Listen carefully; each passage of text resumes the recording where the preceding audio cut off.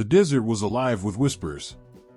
Beneath the endless stretch of golden sands, stories pulsed like the rhythm of the Nile, flowing through time, connecting the living to the divine.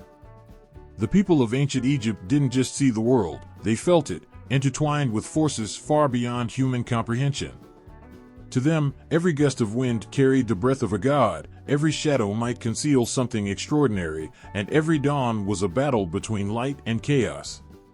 The gods weren't distant beings hidden away in the heavens, they were present, tangible, and powerful. They lived in the glow of the sun, the roar of the floodwaters, and even in the silence of the tomb. Ra wasn't just the sun, he was the life-bringer, wrestling nightly with Apep, the monstrous serpent of destruction.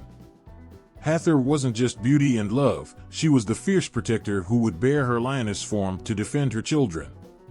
The Egyptians didn't just pray to their gods, they feared them, adored them, and saw them reflected in the creatures that walked, crawled, and flew around them.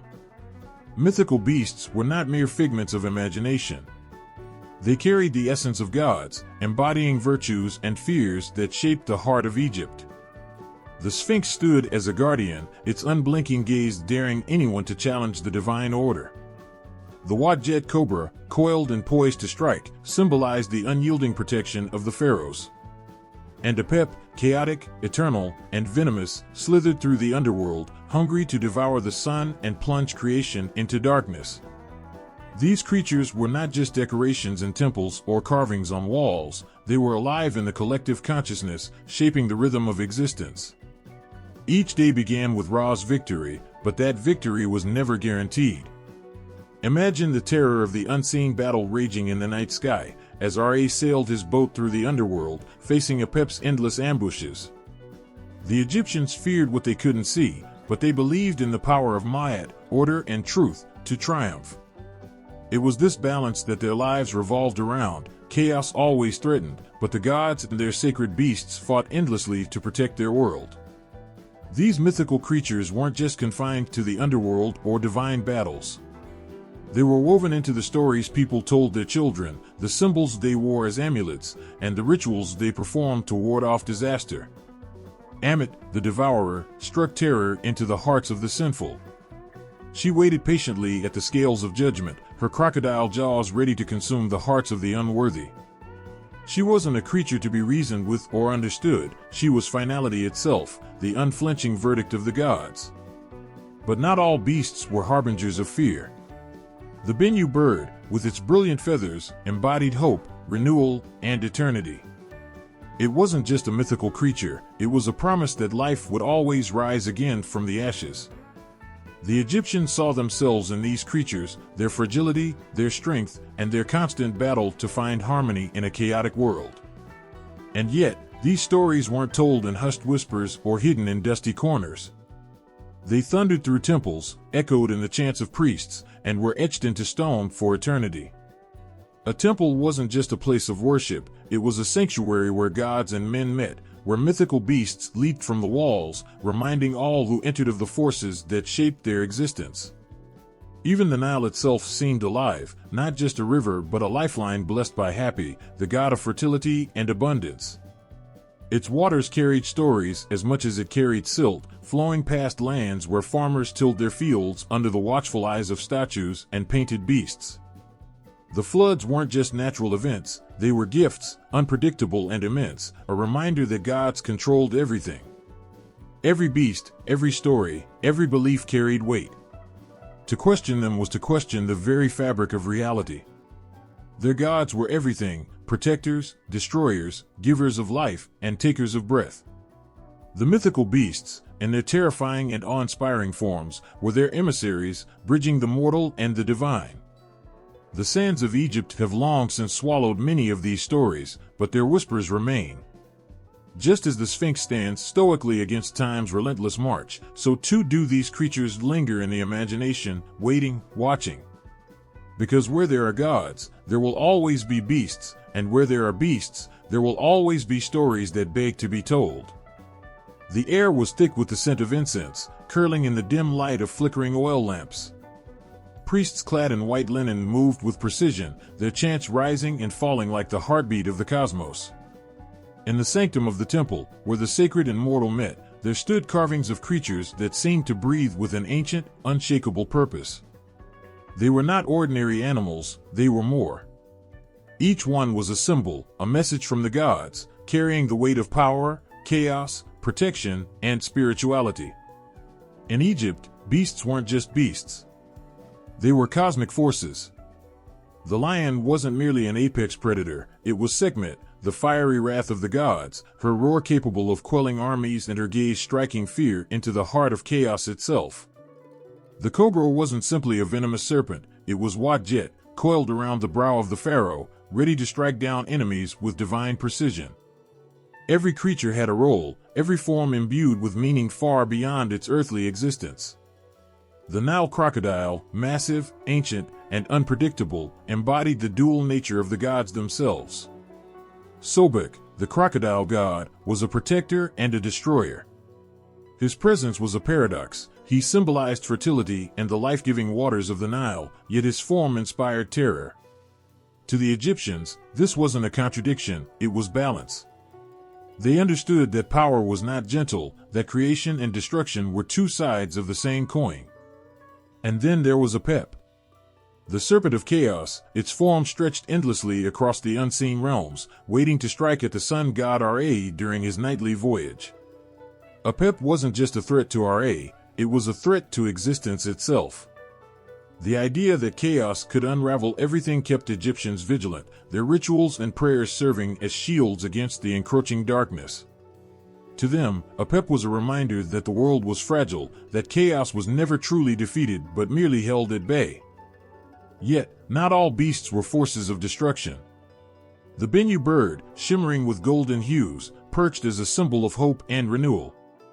Its cry was said to echo through the cosmos, signaling the start of creation. It wasn't just a bird, it was eternity incarnate, a promise that life would always find a way, even in the face of devastation. Egyptians saw in the Bennu the same resilience they aspired to in their lives, a spirit that refused to fade, even as the sands of time buried entire civilizations. Protection was another role these mythical beasts embraced with ferocity. Ammit, the devourer, stood as an unyielding guardian of justice. With the head of a crocodile, the torso of a lion, and the hindquarters of a hippopotamus, she was a terrifying amalgamation of the deadliest creatures known to the Egyptians. But her role wasn't arbitrary, it was divine retribution. Only the wicked feared her, for she devoured the hearts of those unworthy of eternal life. Ammit wasn't chaos, she was order, ensuring Ma'at, the balance of truth and morality, was upheld. Even the creatures in the skies held profound significance. The vulture wasn't just a scavenger, it was Nekhbet, the goddess of Upper Egypt, spreading her wings over the pharaoh, offering protection from all harm. The Egyptians didn't see death in the vulture's gaze, they saw vigilance, an unwavering watch over the land and its people. These beasts weren't just passive symbols, they were active participants in the spiritual lives of the Egyptians. They appeared in amulets, carved meticulously to invoke their powers. A Wadjet cobra pendant wasn't mere decoration, it was a shield, a talisman against unseen enemies. The image of a lion on a temple wall wasn't simply art, it was a proclamation of divine strength, a warning to those who dared defy the gods. Even the humblest of creatures could carry immense meaning. The scarab beetle, small and unassuming, was Khepri, the god of the rising sun. To watch a scarab roll its ball of dung across the sands was to witness the cosmic cycle of rebirth. This creature, so easily overlooked, held within it the power of renewal, of life pushing forward against all odds. The Egyptians understood that beasts were not just animals, they were bridges between the seen and the unseen, the mortal and the divine. A simple falcon could become Horus, the sky god, his keen eyes piercing through deception, his wings a reminder of the vast expanse of the heavens. A hippo could transform into Tauret, the goddess of childbirth, her massive frame a shield against the dangers of bringing life into the world. But the power of these creatures wasn't confined to temples and tombs. It pulsed through the very fabric of everyday life. Farmers, working tirelessly under the scorching sun, might pause to watch a heron take flight, its silhouette against the Nile a symbol of quiet grace. In that moment, they would see not just a bird but Harishef, the god of strength and creation. A child gazing at the desert jackal would feel a mixture of awe and fear, knowing it might be Anubis, the guide of souls, watching silently from the shadows. Even now, the echoes of these beasts linger. Their forms may have faded from the physical world, but their stories remain. They remind us of what it means to fear, to hope, to protect, and to strive for something greater than ourselves. These creatures weren't just symbols, they were the heartbeat of Egyptian mythology, relentless and eternal, their spirits waiting to awaken once more. The walls whispered their secrets, their surfaces alive with intricate carvings and painted forms that defied the passage of time.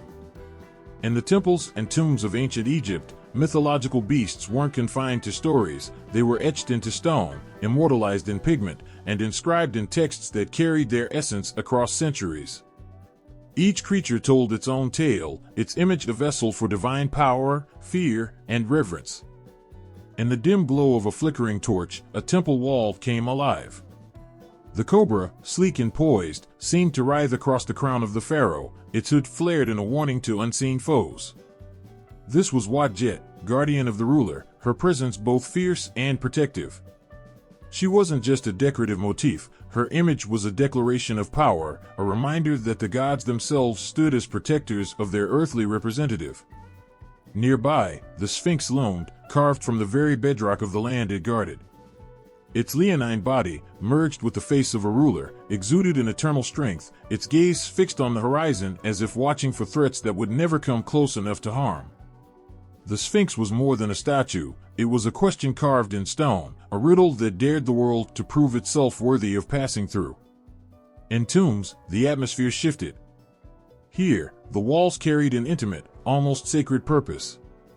In the shadows of eternity, mythical beasts were painted and inscribed to guide and protect the soul in the treacherous afterlife. The Book of the Dead, its papyrus pages meticulously adorned, unfolded scenes of divine trials and cosmic battles. Apep, the serpent of chaos, writhed in vibrant detail, its form stretching endlessly as Ra's bark pierced through the darkness. Every stroke of the brush, every line of the carving, carried intent. It wasn't just art, it was a spell, a safeguard against the dangers that awaited beyond the mortal coil. Ammit's form, part crocodile, part lion, and part hippopotamus, was a familiar presence in these sacred spaces. She waited at the scales of Myat, her image a stark warning to the departed. The heart of the deceased, weighed against the feather of truth, determined whether they would pass into eternal life or be devoured by the beast that embodied finality. Ammit wasn't merely a figure of terror, her portrayal in tombs was a lesson etched in eternity: live truthfully, or face the consequences. On temple columns and scrolls, the Bennu bird shimmered in vibrant hues of red and gold. Its form, delicate yet commanding, was always depicted in the act of renewal. Perched atop the sacred willow or rising from the ashes, it was a beacon of hope, a promise of resurrection that resonated deeply with the Egyptian belief in life after death.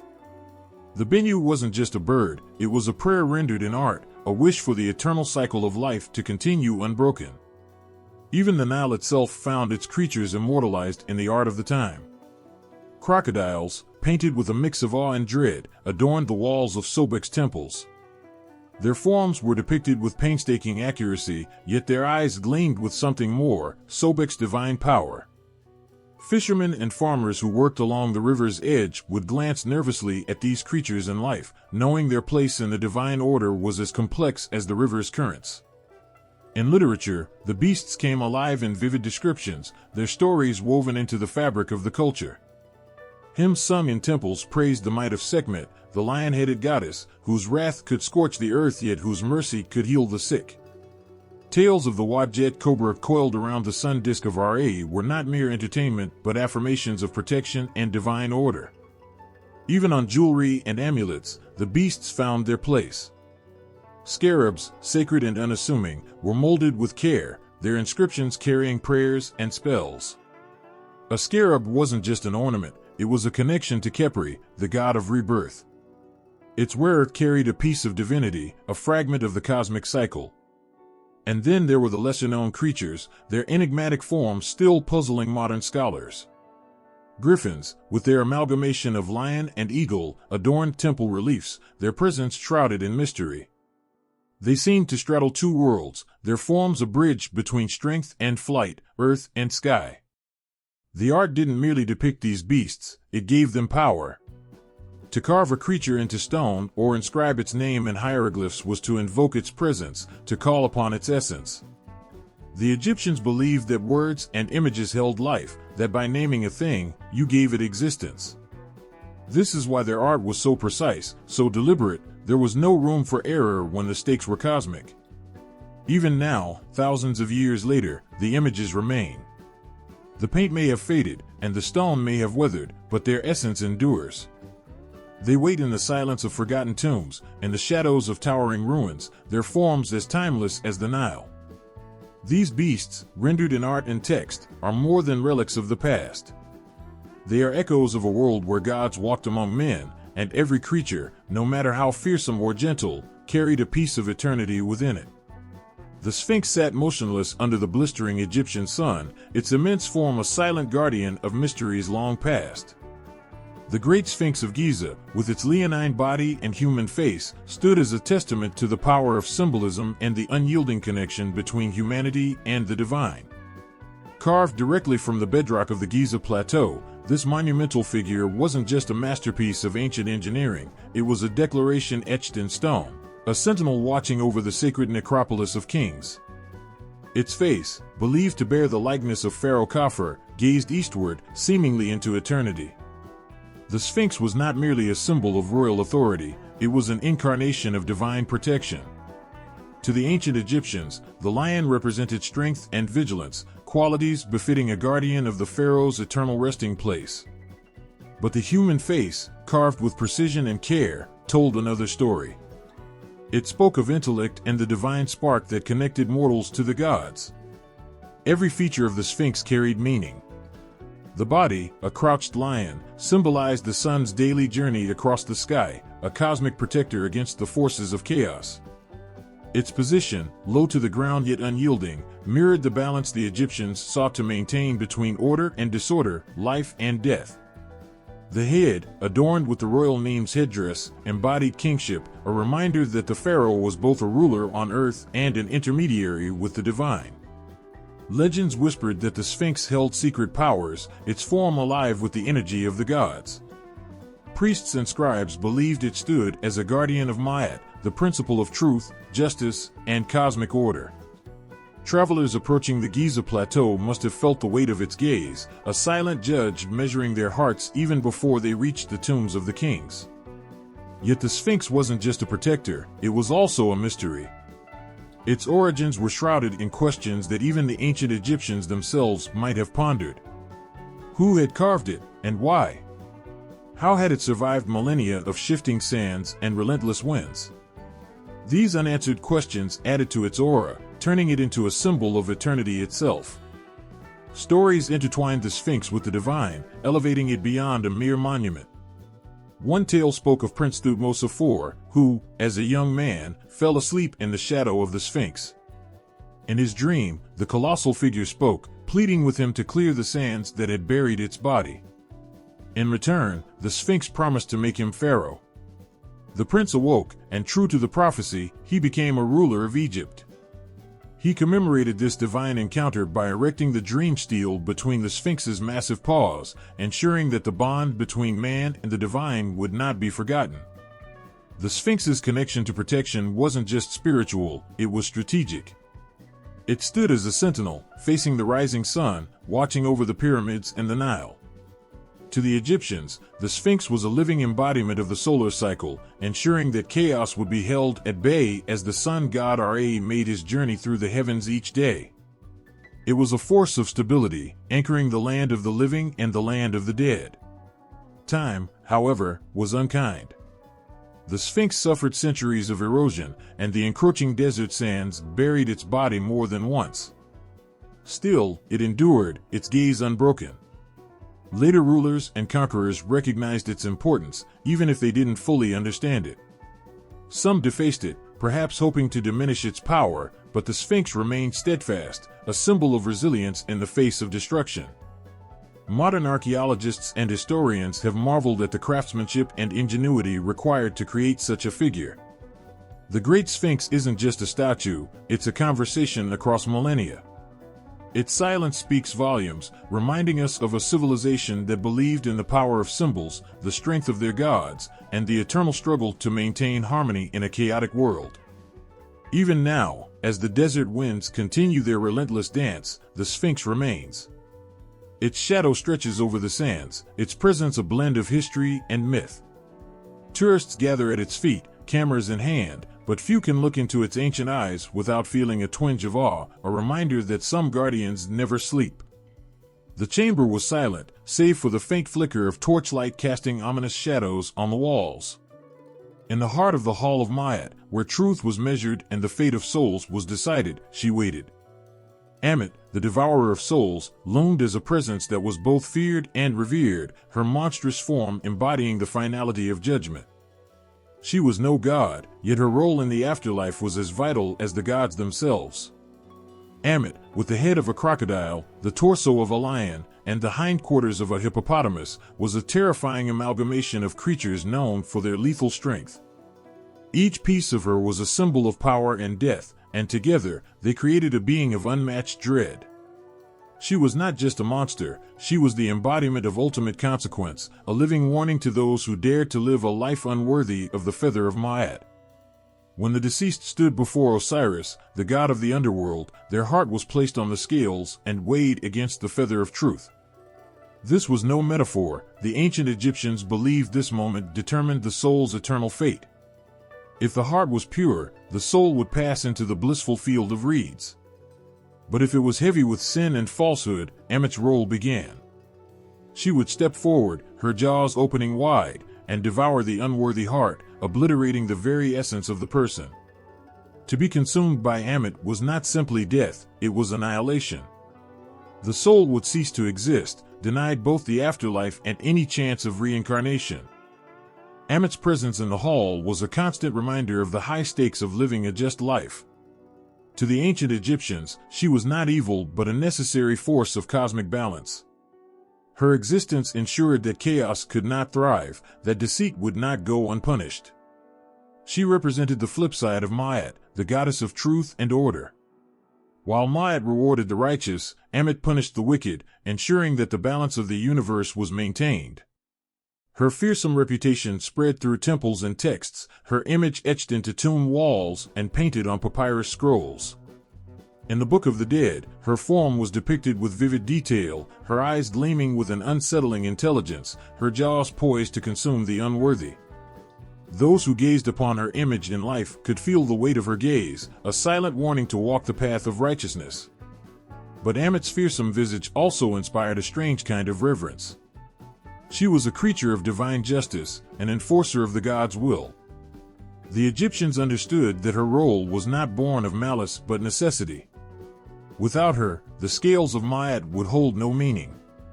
Without the risk of annihilation, the promise of eternal life would lose its significance. Legends whispered that Ammit's presence could be felt even before death. Some believed that her shadow followed the wicked, a looming reminder of their eventual judgment. Others claimed to see her form in their dreams, a harbinger of the trials that awaited them in the afterlife. Her name carried a weight that silenced conversations, her image capable of instilling fear even in the most devout. Yet, for all her terror, Ammit's role was also strangely comforting. To the righteous, she was no threat but a guarantee that justice would prevail. She was the guardian of the moral order, ensuring that the corrupt could not tarnish the purity of the afterlife. The very existence of Ammit reinforced the belief that every action in life mattered, that no sin would go unnoticed. In art, Ammit was often depicted seated near the scales, her body tense, ready to act the moment judgment was rendered. Her crocodile head, with its wide maw and sharp teeth, was always turned toward the heart, a predator eyeing its prey. Her lion's torso exuded strength, while her hippopotamus hindquarters anchored her as a creature of immense power. She was not just a passive observer, she was a force waiting to be unleashed. Some stories suggested that Ammit's hunger was insatiable, her very existence fueled by the hearts of the wicked. Yet she was never portrayed as out of control. She acted only when called upon, her purpose bound by the divine laws of Myat. This restraint added to her aura, making her not just a beast but a servant of justice. Even now, thousands of years later, her legend endures. Ammit's story speaks to a universal fear, the fear of judgment, of facing the consequences of one's actions. She reminds us of the weight of our choices, the importance of living a life aligned with truth and integrity. And though she may belong to a world of gods and myths, her presence feels startlingly real, a shadow that lingers in the quiet moments when we reflect on our lives. In the Hall of Myat, Ammit remains, eternal and unyielding. She waits in silence, her form coiled with potential energy, her gaze fixed on the scales. She is not just a figure of myth, but a force of accountability, a reminder that in the grand balance of existence, nothing goes unnoticed. Her jaws remain poised, a silent promise to those who falter, and a stark warning to all who dare to carry the weight of sin. Beneath the shimmering heat of the desert sun, amidst the swirling sands of ancient Egypt, a creature both magnificent and terrifying came to life in the minds of the people. The serpopard, an otherworldly hybrid with the elongated neck of a serpent and the powerful body of a leopard, was not born of nature but of imagination, a symbol of chaos and strength that danced on the edge of myth and reality. The earliest depictions of the serpopard appeared on the carved palettes of the pre-dynastic period, such as the Narmer palette, one of Egypt's most iconic artifacts. These creatures, their sinuous necks entwined in a fierce, almost hypnotic embrace, guarded sacred objects and surrounded divine symbols. To see their images was to feel the weight of a bygone world, where gods and beasts shared the same space as men, and the boundary between order and chaos was constantly tested. The serpopard's very form embodied contradiction. Its feline body spoke of stealth, speed, and ferocity, qualities revered in both predators and protectors. The leopard, a creature known for its silent but deadly power, was the foundation of its terrestrial might. Yet, the addition of the elongated, serpentine neck brought an unnatural, almost supernatural quality to the creature. The neck, capable of curling and twisting with hypnotic grace, seemed to suggest an ability to see beyond, to stretch across the visible and the unseen. In the ancient Egyptian mind, the serpopard was not just a beast, it was a guardian. Its role often centered around the protection of sacred spaces and objects. With its hybrid form, it was uniquely equipped to ward off both physical threats and spiritual intrusions. The leopard's claws could tear through flesh, while the serpent's neck and venom hinted at a power to strike down even the unseen forces of chaos. It was the perfect sentinel for a world that revered balance yet feared the encroachment of disorder. Yet the serpopard was not without its darker associations. Its dual nature meant it was as much a symbol of chaos as it was of protection. The entwined neck seen on artifacts like the Narmer palette could be interpreted as a representation of the cosmic struggle between order, Myat, and chaos, Isfet. The serpopard, with its bizarre anatomy, seemed to straddle these realms, existing as both a creature of this world and an embodiment of the wild forces that lay beyond. Legends whispered that the serpopard roamed the liminal spaces of the desert, where the fertile Nile Valley met the unforgiving sands. It was said to guard the thresholds of temples and tombs, its unearthly form striking terror into those who approached unworthy. To some, it was an agent of the gods, a servant tasked with ensuring that no profane hand disturbed the sanctity of the divine. To others, it was a creature of chaos, a reminder that the wild, untamed forces of the world could never be fully conquered. The serpopard's role extended beyond guardianship, it also symbolized the unpredictability of life itself. Ancient Egyptians revered the concept of duality, light and dark, order and chaos, life and death, and the serpopard embodied this duality perfectly. It was both predator and protector, a creature of the wild and a servant of the divine. Its image reminded those who beheld it of the delicate balance that held their world together. Despite its fearsome reputation, the serpopard was not a common figure in Egyptian mythology. It existed more as an artistic motif and a cultural symbol than as a character in the great myths of the gods. Yet its presence was no less significant. Its image, carved into palettes and etched onto sacred objects, carried with it a message that resonated deeply with the Egyptian worldview, that chaos was never far away, and only through vigilance and strength could it be kept at bay. The Narmer palette, with its depiction of two serpopards encircling a central emblem, showcased their role as both a warning and a promise. Their necks, impossibly long and gracefully intertwined, created a sense of tension and harmony. This was the power of the serpopard, to evoke awe and unease in equal measure. It was a creature that could not be tamed, a force that could not be fully understood, and yet it was brought into the service of the divine. The serpopard's mysterious origins only added to its allure. Unlike other mythological creatures rooted firmly in religious texts or oral traditions, the serpopard seemed to spring from the imagination of the artists and the collective fears of the people. Was it inspired by encounters with exotic creatures, such as the giraffe, whose long necks and spotted coats bore a faint resemblance? Or was it purely a product of the symbolic mind, a fusion of traits designed to capture the dual nature of existence? Whatever its origins, the serpopard's legacy endures. Its strange, otherworldly form reminds us of a time when humanity looked to the natural world and saw reflections of its fears, hopes, and beliefs. It was a creature that defied categorization, a reminder that the line between the mundane and the divine, the real and the imagined, was never as clear as it seemed. And so, the serpopard stands eternal in the annals of ancient Egypt, its elongated neck craning toward the unknown, its powerful body rooted in the earth. It guards not only the sacred artifacts of a forgotten civilization but also the timeless truth that chaos and order are inseparable, locked forever in their entwined dance. Amid the searing winds of the Egyptian desert, a creature of unmatched majesty stood tall, its shadow stretching across the sands like an omen. The griffin, a being born of dualities, was not just a figure of wonder but a symbol of divine power that left even the most stoic hearts trembling. Its form, a lion's muscled body crowned with the razor-sharp beak and wings of an eagle, spoke of dominion over both land and sky, a union of the fiercest hunters in their respective realms. The griffin wasn't just a beast, it was a proclamation of authority and strength. Egyptians interpreted its presence as a manifestation of divine will, a creature that bridged the earthly and the celestial. With the lion embodying the might of the pharaohs and the eagle representing the heavens, the griffin symbolized the ultimate protector, one that ruled with wisdom and ferocity.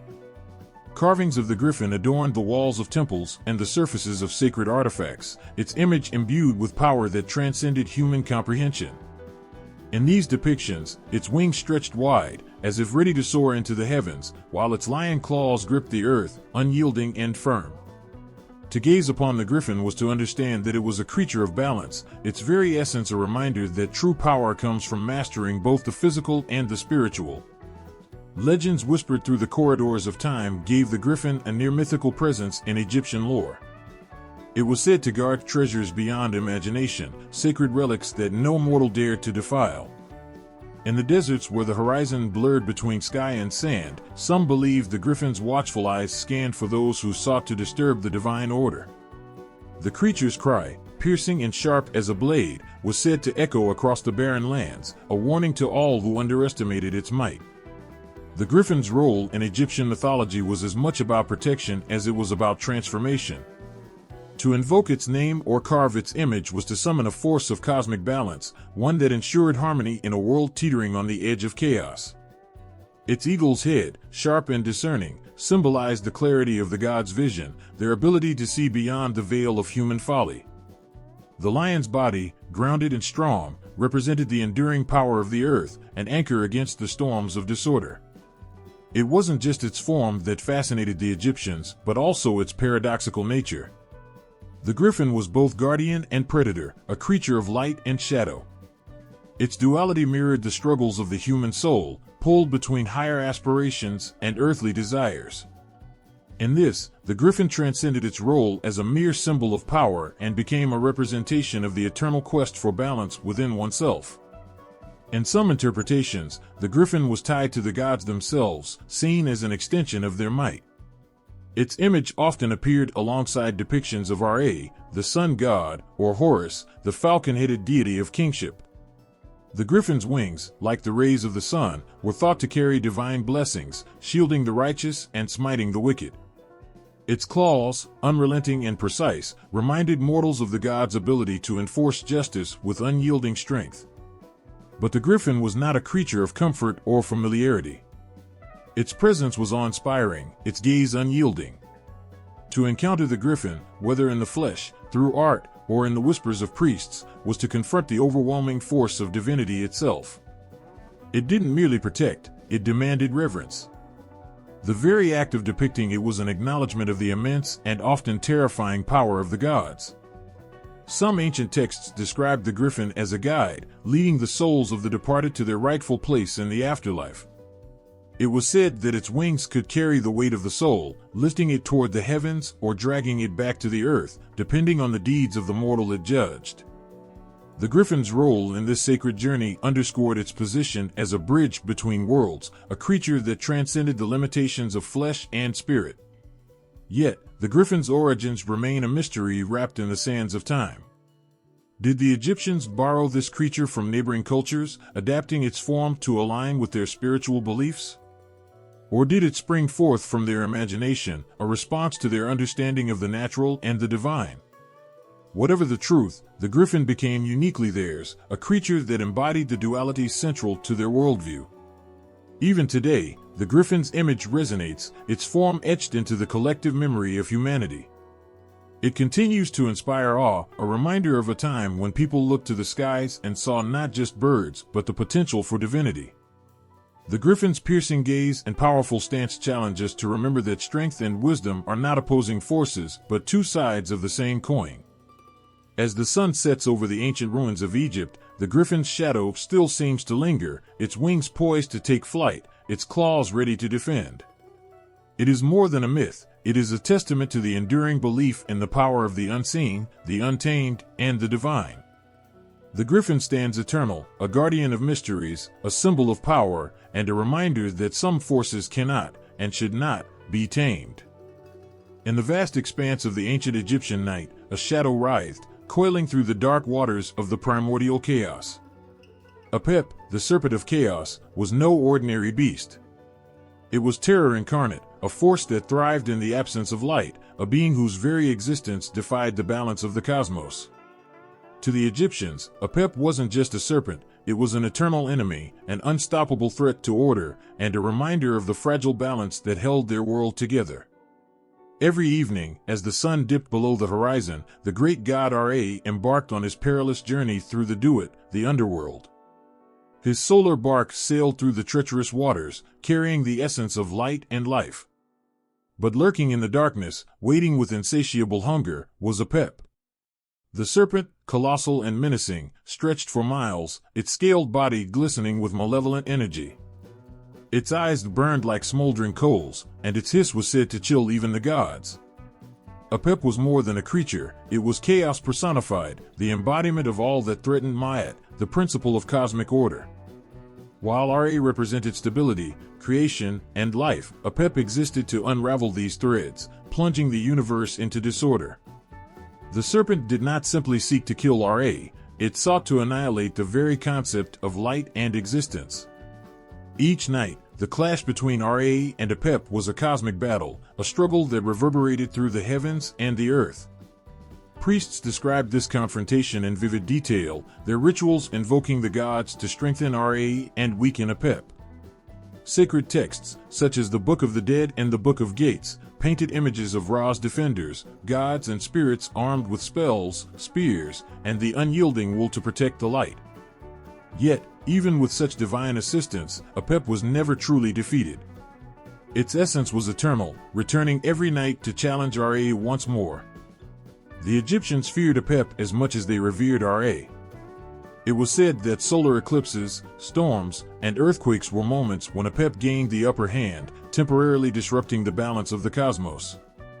In these times, the sun's light was dimmed, and the world seemed on the brink of falling into chaos. During such events, priests and the faithful would gather in frantic prayer, performing rituals to banish Apep and restore Ma'at. Yet, Apep's role in Egyptian cosmology was not merely that of an adversary. Its existence was crucial to the narrative of balance. Without Apep's chaos, there could be no Ma'at, no order to defend, no light to cherish. The serpent's relentless attacks reminded the Egyptians of the ongoing struggle that defined existence itself, the eternal dance between creation and destruction. Legends described Apep's form as horrifying and almost incomprehensible. Its scales shimmered with unnatural colors, and its gaping maw could swallow the sun whole. Some accounts claimed it moved not with ordinary speed but with the flow of chaos itself, appearing wherever the balance was weakest. Even gods who encountered Apep felt its oppressive presence, as if the serpent drained the very will to fight. Despite its fearsome power, Apep was not without weaknesses. It could be wounded by the light of Ra, the power of divine spells, and the weapons forged by the gods. In one tale, the god Set, known for his strength and ferocity, became Ra's champion in the battle against Apep. Set would stand at the prow of the solar bark, spear in hand, waiting for the serpent to strike. When Apep emerged, its colossal jaw snapping, Set would meet it with unrelenting force, driving his weapon deep into its writhing body. Yet, no matter how many times Apep was defeated, it always returned, a persistent threat that could never be entirely destroyed. For the Egyptians, Apep's resilience was a lesson in vigilance and resilience. The battle against chaos was never-ending, demanding constant effort and devotion. The serpent was a reminder that even the gods were not immune to struggle, that the fight for balance was universal and unceasing. Apep's influence extended beyond its nightly battles with Ra. Its presence seeped into the human realm, manifesting in the fears and uncertainties of daily life. Droughts, floods, plagues, and wars were often seen as echoes of Apep's chaos infiltrating the mortal world. To combat these disruptions, Egyptians relied on rituals, amulets, and prayers, calling upon the gods to shield them from the serpent's reach. Despite its terrifying reputation, Apep was not a character of malice in the human sense. It was a force, unthinking and primal, a representation of the chaos that existed before creation. Its presence in Egyptian mythology served to emphasize the fragility of order and the constant effort required to maintain it. Without Apep, there would be no struggle, no victory, no affirmation of life's value.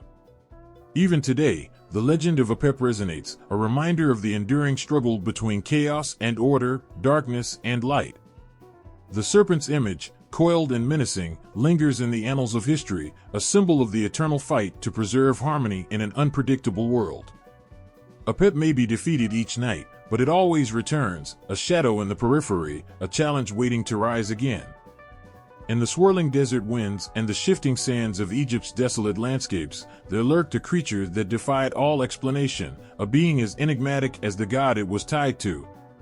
The Set animal, or Shah, was a mystery even to the ancient Egyptians themselves.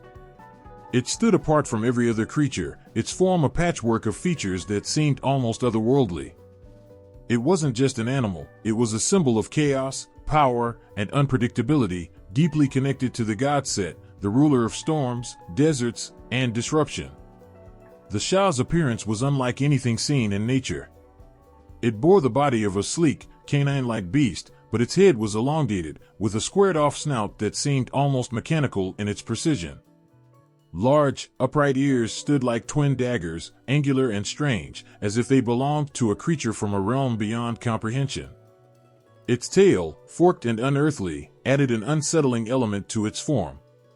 No one knew what animal it resembled because it was not meant to resemble anything mortal. The Shah was unique, a singular manifestation of the unknown. Legends claimed the Shah was not a beast of flesh and blood but a reflection of Set himself. Its strange, chimeric features mirrored the god's chaotic nature. Set was not bound by the laws of harmony or order that governed the rest of the Egyptian pantheon. He was a force of change, of upheaval, of power that could not be contained. And the Shah, his sacred animal, carried that essence into the physical world. The Shah was often depicted beside Set in Egyptian art, standing as his loyal companion or, perhaps, his alter ego. Together, they represented the wild, untamed forces of nature that could both destroy and create.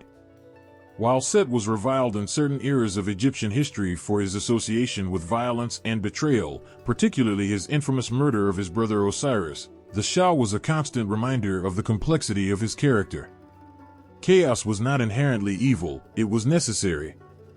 Without chaos, there could be no progress, no transformation. Some whispered that the Shah roamed the deserts, a solitary sentinel of Set's domain. Travelers who dared venture into the wilderness claimed to hear its haunting cries on the wind, a sound that was neither fully animal nor human. They spoke of its glowing eyes that pierced the night and its swift, silent movements that defied the senses. To see the Shah, it was said, was to glimpse the very heart of chaos itself. But the Shah was not just a creature of fear.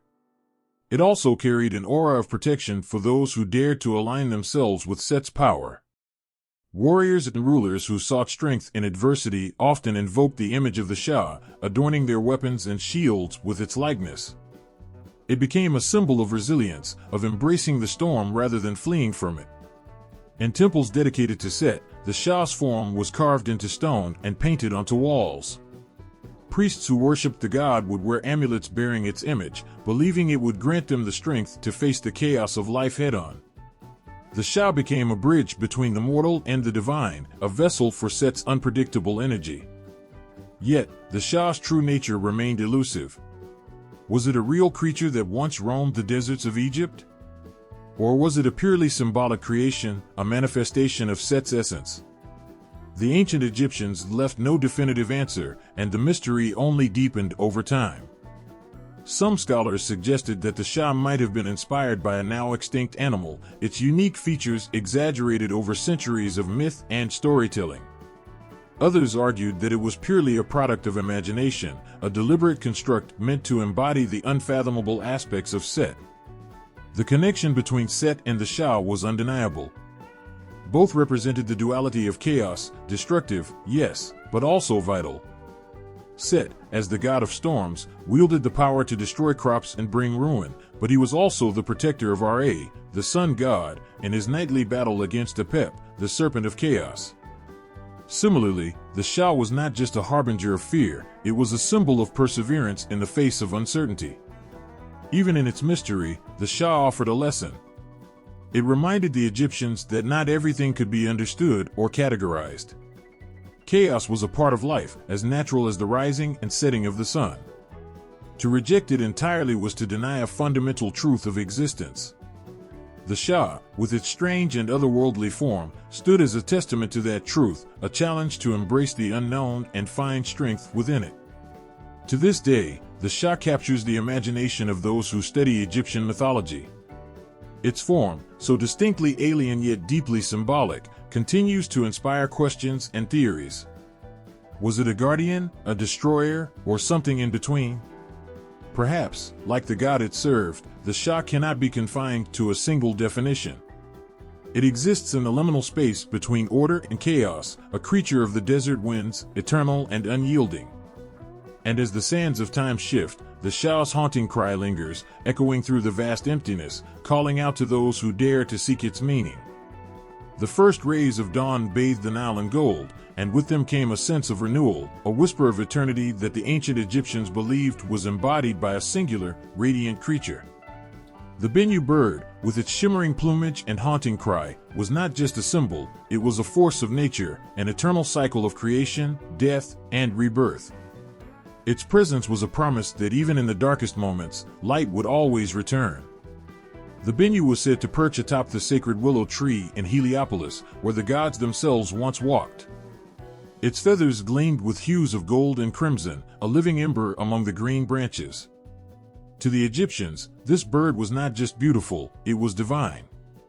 It represented the concept of Ma'at, cosmic balance and order, and carried with it the weight of life's eternal truths.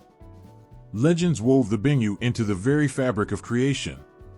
They spoke of a time when the world was nothing but a vast, formless void. Out of this chaos emerged the sun god Ra, bringing light and life to the cosmos. And from Ra's brilliance came the Bennu, a living spark of divine energy.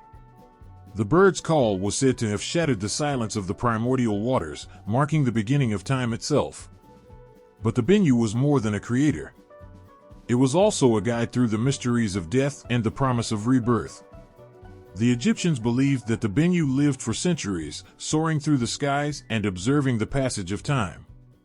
When its life came to an end, it did not vanish into the void. Instead, it would construct a nest of aromatic branches and spices, myrrh, cinnamon, and frankincense, and set itself aflame. From the ashes, a new Bennu would rise, renewed and reborn, carrying the essence of its predecessor within. This cycle mirrored the Egyptian understanding of life and death. To them, death was not an ending but a transformation, a gateway to a new existence. The Bennu embodied this belief, its fiery resurrection a testament to the enduring nature of the soul. It became a symbol of hope, a reminder that even in the face of destruction, renewal was always possible. In tombs and temples, the image of the Bennu was a common motif. Priests and scribes painted it on the walls of burial chambers, its wings outstretched as if to carry the deceased to the afterlife. Its likeness adorned amulets and jewelry, worn by those who sought its protection and blessings. The Bennu's connection to Ra, the sun god, reinforced its role as a guide, leading souls toward the light of eternity. The Bennu was also linked to the Nile, whose annual flooding brought life to the land.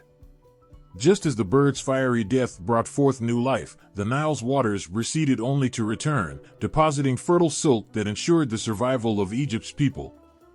To see the Bennu was to witness this divine cycle in motion, a reminder that life's rhythms were unending. Historians and mythologists have often compared the Bennu to the Phoenix of later Greco-Roman traditions, and it's easy to see why. Both creatures share the theme of renewal through fire, their ashes a source of life rather than decay. Yet the Bennu's story is uniquely Egyptian, rooted in their understanding of the cosmos and the divine. Where the phoenix might symbolize personal transformation, the Bennu was a universal force, a being tied to the cycles that governed all existence. In the sacred texts, the Bennu was also associated with Thoth, the god of wisdom and writing.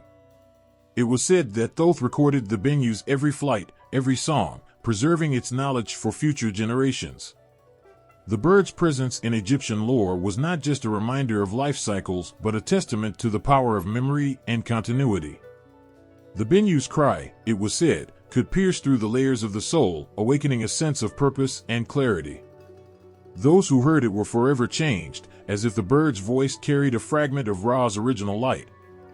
In this way, the Bennu was not just a symbol but a living connection to the divine, a creature whose existence bridged the mortal and the eternal. Even as the centuries passed and Egypt's golden age gave way to foreign rule, the Bennu remained an enduring symbol. Its story was carried forward, its image preserved in art and literature. The bird's fiery resurrection became a beacon of hope for a people who had seen their lands transformed but still clung to the promise of renewal. To this day, the Bennu captures the imagination. Its image, rising from the ashes with wings ablaze, speaks to something universal, a yearning for renewal, for light in the darkness. It is a creature of myth, yes, but also of meaning, a symbol of life's unbreakable cycles. And as the sun rises each day over the Nile, casting its golden light on the ancient stones of Egypt, it is not hard to imagine the Bennu, perched on a sacred branch, watching and waiting. Its cry a reminder that even in death, there is always the promise of rebirth. The Wadjet cobra, coiled and poised with unblinking eyes, was far more than a serpent. To the ancient Egyptians, it was a force of protection, a divine guardian that embodied the strength and legitimacy of kingship. Its presence was woven into the very fabric of their culture, a symbol that breathed life into the concept of sacred rule. Legends whispered of Wadjet, the serpent goddess, who emerged from the fertile lands of the Nile Delta. Her sleek, sinuous form mirrored the winding river that sustained Egypt, but her essence was anything but passive.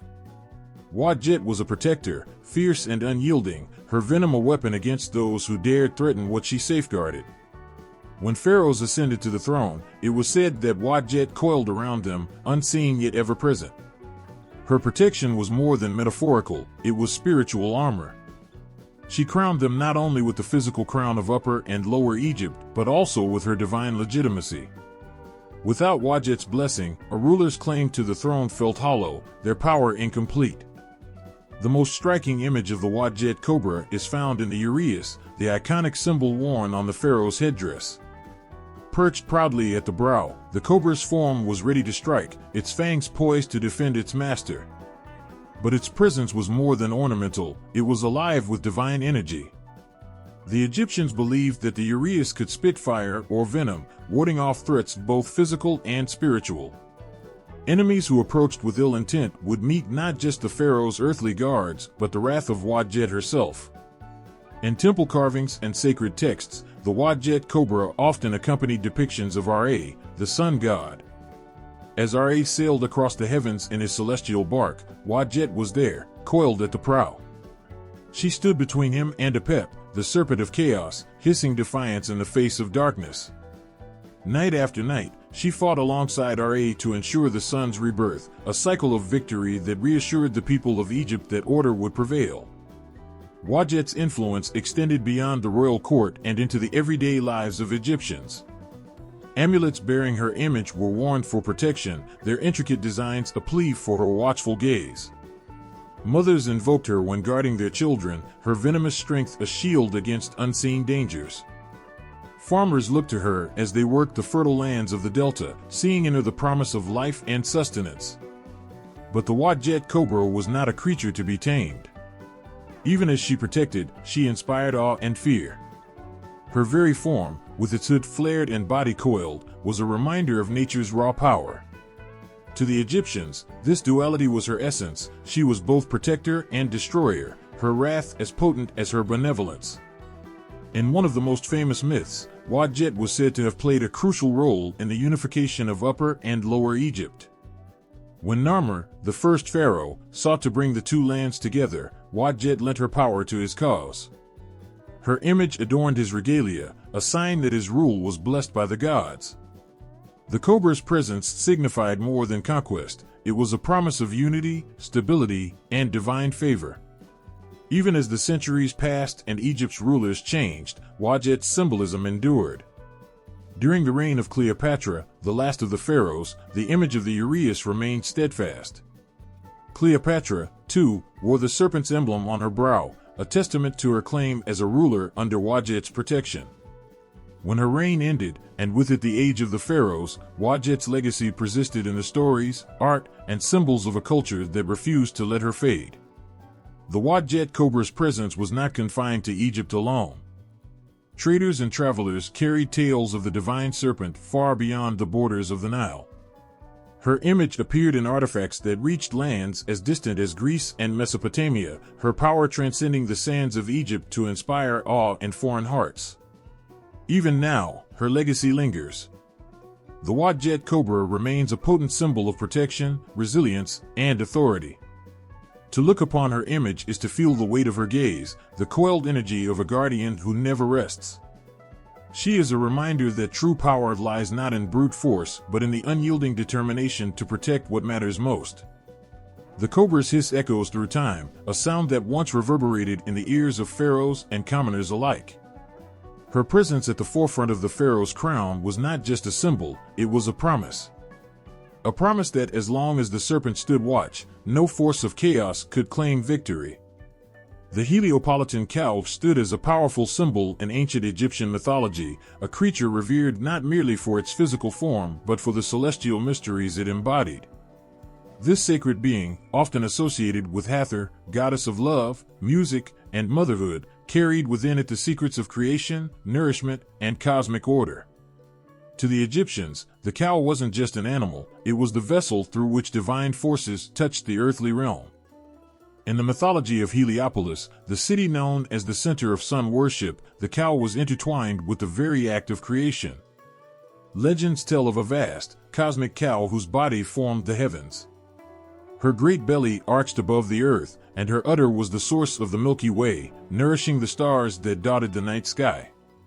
This celestial cow, known as Miheweret, was often seen as a precursor or parallel to Hathor, their roles blending in the mythic imagination.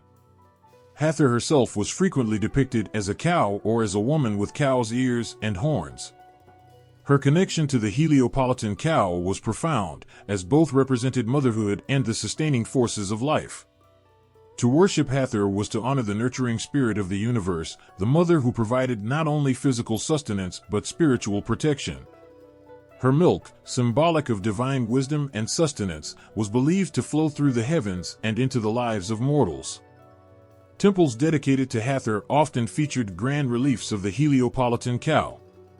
In these depictions, she stood tall and serene, her large eyes filled with calm wisdom. Between her horns rested the solar disk, a mark of her connection to Ra, the sun god. This image wasn't merely artistic, it was a theological statement. The cow carried the sun across the sky, her presence ensuring the continuity of day and night. One of the most poignant myths surrounding the Heliopolitan cow is her role in protecting humanity. In the story of Ra and the destruction of mankind, humanity's rebellion against the gods led Ra to consider wiping them out. He sent Sekhmet, the lioness goddess of destruction, to carry out his will. But as Sekhmet's rage grew uncontrollable, Ra sought a way to save the remnants of humanity. Here, the nurturing essence of Hathor intervened. The myth speaks of a moment when Hathor transformed into the Heliopolitan cow, offering her divine milk as a means to calm Sekhmet's fury. Some versions suggest that it was this milk, mixed with a red potion resembling blood, that pacified the lioness goddess, allowing her to become the gentler Hathor once again. This tale is a testament to the cow's dual role as both protector and savior, a being capable of quelling chaos with the power of nourishment. In funerary texts and tomb art, the Heliopolitan cow played a crucial role in guiding the dead through the afterlife. She was depicted as a guardian who carried the souls of the deceased on her back, ferrying them across the celestial waters to the field of reeds, a paradisiacal version of the earthly Nile. Her association with Hathor, who welcomed the dead into the afterlife, reinforced her role as a bridge between the mortal and the divine. The cow's image was also tied to the grand rituals of kingship. Pharaohs invoked Hathor's blessings to legitimize their rule, and the Heliopolitan cow symbolized the abundance and prosperity they promised their people. Ceremonies often involved offerings of milk, which were poured out in honor of Hathor and her sacred cow form, a ritual act that mirrored the sustenance she provided to the universe. The sacredness of the Heliopolitan cow wasn't limited to temples or myths, it extended into the daily lives of the Egyptians. Farmers saw echoes of her divinity in the cattle that worked their fields and provided milk for their families. To care for a cow was to honor Hathor, and in turn, to ensure the blessings of fertility and prosperity. In Heliopolis, the cult of Hathor and the reverence for the cosmic cow intertwined seamlessly with the worship of Ra together. They formed a divine narrative of creation, destruction, and renewal. The cow, both terrestrial and celestial, stood as a symbol of the cycle of life, a cycle that the Egyptians believed was mirrored in the heavens and the earth. As the stars glimmered above the desert sands, many Egyptians looked skyward and saw not just constellations but the vast body of the Heliopolitan cow. Her milk nourished the gods, her horns cradled the sun, and her presence reassured them that even amidst chaos, the nurturing force of the universe endured. The ankh-headed serpent was a symbol so potent, so deeply embedded in Egyptian spirituality, that it reverberated through every layer of their mythological beliefs. It was not simply a creature of terror or mysticism but a manifestation of life itself, a connection between the living and the divine. With its sleek, sinuous body and the life-giving symbol of the ankh crowning its head, the serpent embodied the very essence of existence, death, and rebirth. To the Egyptians, the ankh was the key of life, an emblem that encapsulated immortality, fertility, and the divine breath that animated all living things. It was the symbol of creation itself, of life as a cyclical force, always in motion, never truly ending. And when this symbol was fused with the image of a serpent, a creature already charged with deep meaning, it became something far greater. It was not just life that the ankh-headed serpent represented, it was the power of resurrection, the promise of continuity even after death. In Egyptian mythology, death was not seen as an end, but as a transition. The afterlife was as much a part of the life cycle as birth itself, and the ankh-headed serpent served as the bridge between the two worlds. The serpent, ever coiled, symbolized eternity, and the ankh placed atop its head signified the continuing flow of life, undisturbed by the finality of death. Its most prominent association was with Ra, the sun god. Ra, in his daily journey across the sky, battled the forces of darkness to bring light and life to the world. The serpent, crowned with the ankh, was often depicted in his company, serving as a celestial protector and harbinger of the sun's power. In some depictions, the serpent coils around the sun's disk, its ankh symbolizing the sun's ability to regenerate each day, dawn and dusk, death and rebirth, just as the serpent shed its skin, only to emerge anew. But it was not only in the celestial realm that the ankh-headed serpent played its part. In the earthly realm, it was a reminder of the regenerative power of life. As a symbol worn by priests and pharaohs alike, it was meant to protect the living from decay and destruction. The serpent was ever watchful, its presence a safeguard against the forces of chaos that threatened to tear apart the fabric of existence. This imagery also found its way into funerary texts, where the ankh-headed serpent was invoked to guide the deceased through their journey into the afterlife. The serpent, now a guide, ensured that the soul would reach its destination safely, its ankh-head lighting the path like a divine lantern. In tombs, the image of the serpent was often placed at the feet of the deceased, reminding them of the journey ahead, one not into oblivion, but into a new existence, a new life beyond the grave. Legend spoke of the serpent's ability to defeat death itself. As Ra traveled through the underworld during the night, the ankh-headed serpent would appear, its ankh-head lighting the way and bringing life to the sun god as he passed through the realm of darkness. It was said that when Ra was weakened, the serpent would wind itself around him, renewing his strength with the power of life that flowed from its symbolic ankh. Each new sunrise was the serpent's victory, a constant reminder that life could never truly be extinguished. Yet, there was also a sense of mystery and awe surrounding this creature. Its power was immense, and its form was not one to be fully understood. It was a creature of both beauty and terror, a symbol of divine power that transcended mere mortal comprehension. The serpent was an enigma, its ankh-head a key to realms beyond the physical world. To gaze upon the ankh-headed serpent was to stare into the heart of eternity itself, to confront the perpetual dance between life and death. The image of the serpent crowned with the ankh also spoke to the transformative nature of existence. Just as the serpent shed its skin, so too did the soul shed its mortal coil, emerging renewed and reborn. The ankh-headed serpent was a reminder that death was not an end, but a necessary part of the eternal cycle. And with each shedding of skin, with each transition from one life to the next, came the promise of rebirth, of renewal, of resurrection. In Egypt, where the line between the living and the dead was never fully drawn, the ankh-headed serpent was more than just a symbol, it was a living presence. It existed in the space between worlds, between what was and what would be. It was a guardian, a guide, a protector, and a harbinger of life. And even now, the image of the ankh-headed serpent lingers in the hearts and minds of those who look upon it. It is a reminder that life is not just about survival, it is about transformation, regeneration, and the unbreakable cycle that connects us all to the divine. It is a symbol that transcends time and space, echoing through the ages, as eternal as the serpent itself. Before the great pyramids were raised and the temples of gods stood tall along the Nile, Egypt was already steeped in the rich soil of myth and mystery. Long before the unification of Upper and Lower Egypt, when the pharaohs began their reigns and the formalized gods shaped the civilization, there existed a world of primal forces and spirits that shaped the very foundations of Egyptian mythology. It was in this early, pre-dynastic Egypt that the mythological beasts first began to stir, creatures born of the earth, the sky, and the waters, shaped by the ancient Egyptians' deep connection to their environment and their reverence for the natural and supernatural realms. The origins of these mythological beasts are hidden in the mists of time, whispered about in ancient tales told by the firelight and passed down in the stories of early ancestors. They were beings forged in the fertile imagination of the early Egyptians, creatures born not from the need for simple myth, but from the need to explain the forces of nature, those that gave life, but also those that brought destruction. These early Egyptian beasts were more than just stories. They were symbols of what the ancient Egyptians understood to be the balance of their world, life and death, chaos and order, creation and destruction.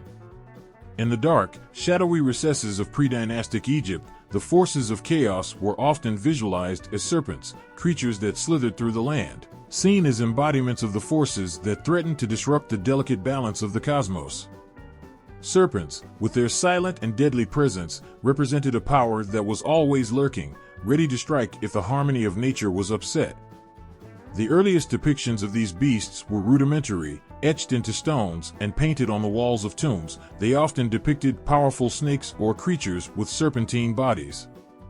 These images were not merely artistic representations, they were part of a spiritual language that sought to describe the dark forces, the forces that could bring about destruction or death if not carefully appeased or controlled. As Egypt's early religious practices evolved, so too did the role of these mythological beasts. The gods that emerged in pre-dynastic times were often depicted with animal features, symbolic of their power over the forces of nature. The lioness of Sekhmet, the crocodile of Sobek, and the bull of Apis were just a few of the animal-headed deities that first appeared in the iconography of the time.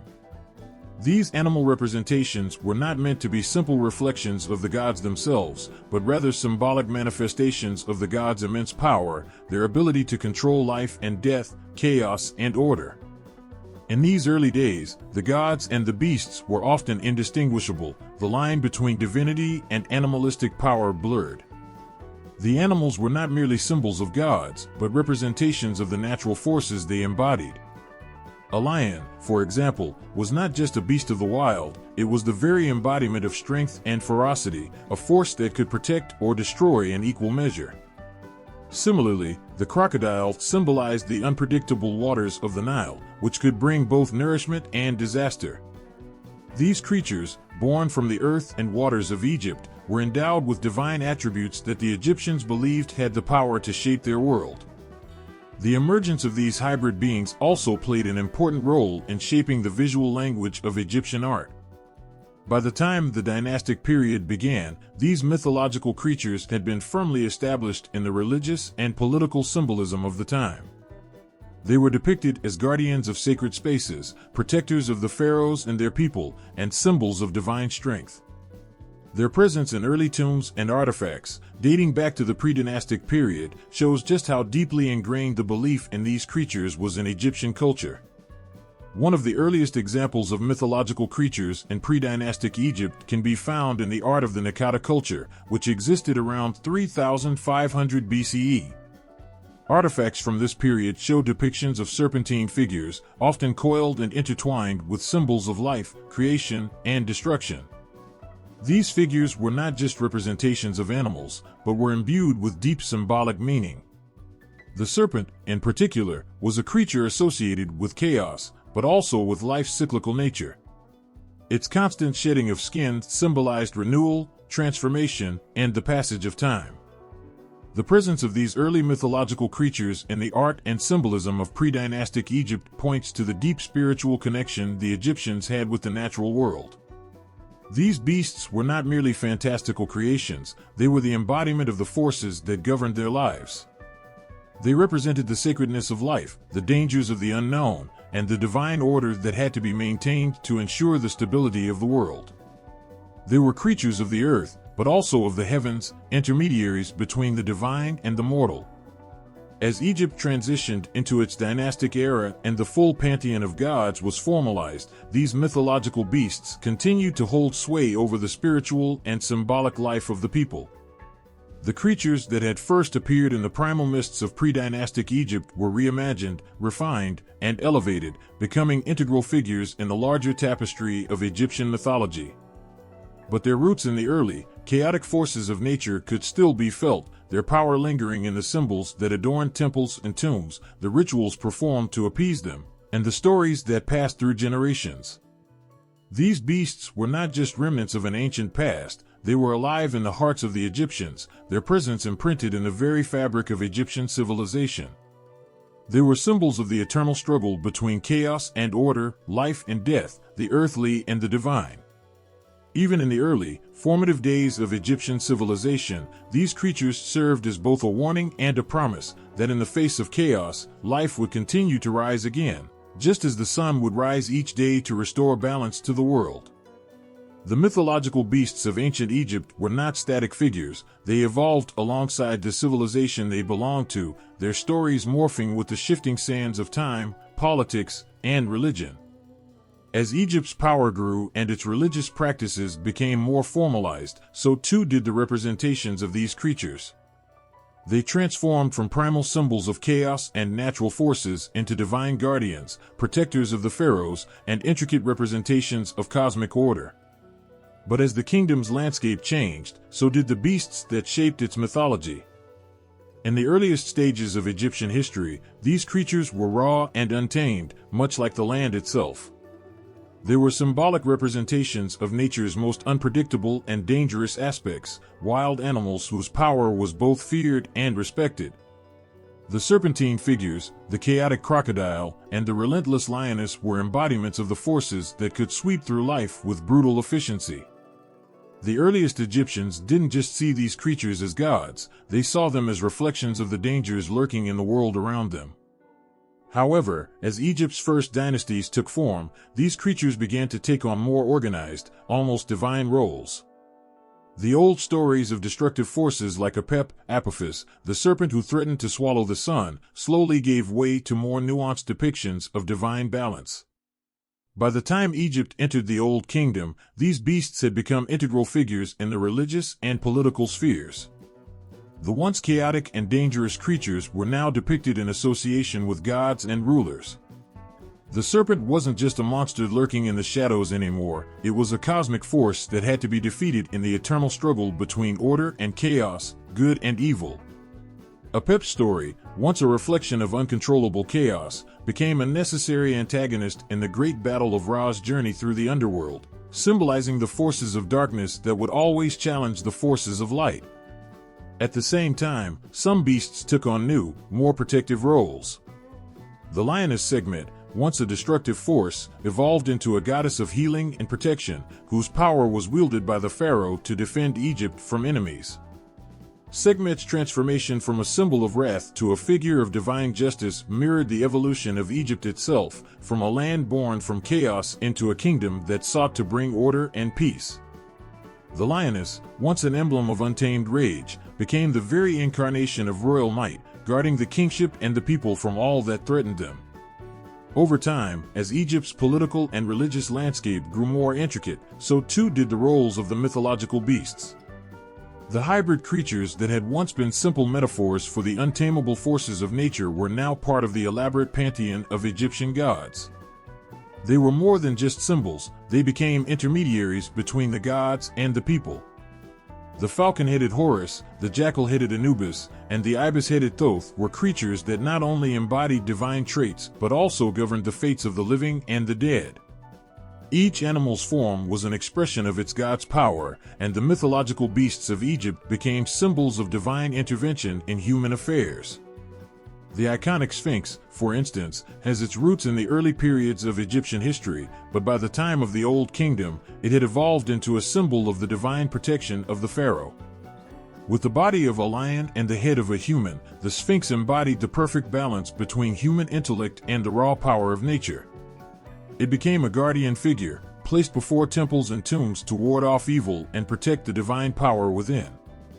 The Sphinx wasn't just a hybrid beast, it was a fusion of human wisdom and animal strength, representing the ideal relationship between the gods, nature, and humanity.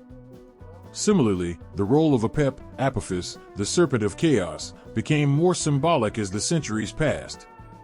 No longer just a monstrous creature that threatened the gods, Apep's role became a representation of the inevitable conflict between light and darkness, order and chaos. The Egyptians saw Apep as a constant threat, but they also viewed his presence as a necessary part of the cosmic balance. The serpent's eternal struggle with Ra, the sun god, was more than just a fight for survival, it was the embodiment of the constant cycle of creation and destruction, birth and death. Apep's evolving role reflected the Egyptians' understanding of the natural world, where destruction was always followed by renewal. As Egypt progressed into the Middle Kingdom and the New Kingdom, the stories of these beasts continued to evolve. The gods themselves became more complex, their personalities and powers more defined. Some of the beasts that had once been seen as malevolent or chaotic, like the crocodile-headed Sobek, began to take on more varied roles. Sobek, once a symbol of ferocity and danger, became associated with fertility, the Nile, and the power to protect the king. Sobek's evolution is a prime example of how Egyptian mythology adapted over time. An animal once feared as a predator became a figure of protective strength. During the later periods, when Egypt was facing foreign invasions and internal strife, many of the mythological beasts took on even greater importance. The gods and their animal counterparts were invoked not just for protection against supernatural forces, but also as symbols of national strength and unity. The ancient Egyptian kings, facing external threats from invaders, would increasingly turn to these mythical creatures as symbols of their authority, using them in their royal iconography and ceremonial regalia. The images of powerful beasts like the lion, the bull, and the falcon became part of the propaganda that the pharaohs used to reinforce their divine right to rule. By the time of the Ptolemaic period, the mythological beasts had become well-established symbols of both the gods and the pharaohs. Their stories had evolved from simple representations of natural forces to complex narratives woven into the fabric of Egyptian religion and politics. The power of these creatures, once seen as wild and untamed, had been harnessed and transformed into divine tools of protection, destruction, and cosmic balance. These evolving depictions and roles of the mythological beasts reveal something fundamental about the Egyptians' understanding of their world. The beasts were not just creatures of myth, they were expressions of the very forces that governed life. Over time, these creatures' roles and depictions shifted, reflecting Egypt's growing understanding of the cosmos, the importance of divine protection, and the eternal struggle between chaos and order. Their stories, deeply rooted in the early days of Egypt, continued to shape the culture and beliefs of the people for centuries, leaving behind a legacy that would resonate through the millennia.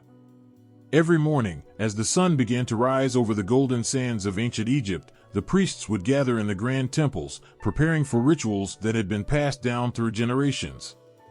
The air was thick with incense, the flickering of candles casting long shadows on the stone walls adorned with images of gods and their sacred beasts. The creatures of myth, lions, serpents, crocodiles, and falcons, were more than mere stories. They were integral to Egypt's spiritual life, woven into every prayer, offering, and ceremony. The ancient Egyptians didn't just worship gods, they revered the animals that represented them. Each beast carried a divine essence, embodying qualities that shaped the very fabric of Egyptian belief. As the rituals began, the priests invoked these animals not only for their protective power, but also for their symbolic connection to the cosmic forces that governed the world. The role these creatures played in ceremonies was as sacred as the gods themselves. Without them, the rituals would lose their power, their meaning fading like a sunset swallowed by the night. Take, for instance, the rituals dedicated to the goddess Sekhmet, the lioness whose wrath could lay waste to armies, yet whose compassion healed the sick and protected the pharaoh. When Egypt faced plagues or military threats, Sekhmet's power was called upon with urgency. Ceremonies were performed in her honor, during which priests would wear lion masks, embodying the fearsome goddess. They would chant ancient prayers, their voices rising and falling in rhythmic patterns, invoking the strength and fury of the lioness to ward off disease and enemies alike. The imagery of the lioness was everywhere, on the statues, in the murals, and in the hearts of the people. Sacred offerings of incense, fruits, and incense were made to please her, ensuring her continued protection. Likewise, Apep, the serpent of chaos, was seen as the eternal enemy of Ra. His role in Egyptian religion wasn't to be worshipped but to be destroyed. Every night, as Ra journeyed through the underworld, Apep threatened to devour him and plunge the world into eternal darkness. The priests would perform special rituals to fight Apep's influence, often involving ceremonial rites that reenacted Ra's nightly battle with the serpent. These rituals involved chanting and symbolic acts of binding, meant to tie Apep and prevent him from disrupting the sun's journey. In some ceremonies, a giant serpent effigy would be burned or ritually destroyed, symbolizing Apep's defeat. It was a powerful act of faith and hope, reinforcing the idea that chaos, while ever present, could be overcome through divine intervention. The Wadjet cobra, with its protective, royal associations, played a different role in Egyptian religion. The cobra, whose image was often placed on the headdresses of pharaohs, was a symbol of divine authority and protection. During coronation ceremonies, the pharaoh would receive the cobra's blessing, as it was believed to offer him the strength and wisdom of the goddess Wadjet, the protector of Lower Egypt. Priests would recite prayers to Wadjet, asking for guidance and strength for the new ruler. Offerings of milk, honey, and incense were made, as the cobra's divine essence was invoked to ensure the prosperity and stability of the kingdom. Perhaps one of the most touching and spiritually poignant roles of these creatures came in funeral rituals. The Egyptians believed that these mythological beasts could guide and protect the souls of the deceased as they made their journey to the afterlife. The jackal-headed Anubis, the god of mummification, stood as a guardian during these rites. He was often depicted overseeing the embalming process, ensuring that the body was preserved and ready for the journey to the Duat, the realm of the dead. As the deceased passed into the afterlife, offerings were made to Anubis, along with prayers that he would guide them through the treacherous underworld and into the eternal peace of the field of reeds. Rituals involving the Bennu bird, the mythical Egyptian version of the Phoenix, were perhaps the most profound when it came to death and rebirth.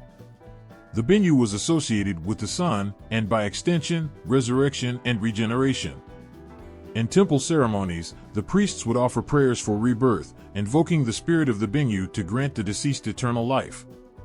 Burning incense and offerings of fresh bread, fruit, and wine were laid at the foot of the statues representing this powerful bird, its image tied to the rising sun and the promise of life after death. The connection between the Bennu and the concept of regeneration was central to the Egyptian belief that death was not an end, but a transformation, a continual cycle of renewal that mirrored the movement of the sun itself. As Egypt's civilization advanced, so did the complexity of their rituals. Animal-headed gods and their symbolic creatures were invoked for every aspect of life, from birth to death, and in moments of national crisis. During military campaigns, for example, pharaohs would often call upon the gods and their sacred beasts for strength. The falcon-headed Horus, associated with kingship and victory, was particularly revered. In battle, Horus was seen as a divine protector, lending the pharaoh the strength to overcome his enemies. It was said that Horus's mighty wings guided the pharaoh's forces to victory. Rituals to honor Horus involved offerings of food and incense, and in some cases, sacrifices were made to ensure his favor. In times of drought or famine, the Egyptians would turn to the sacred crocodile Sobek, who represented the Nile's flooding and fertility. Sobek was invoked during ceremonies held along the river, where offerings of fish, grain, and beer were made to ensure that the Nile would flood properly, bringing life to the land.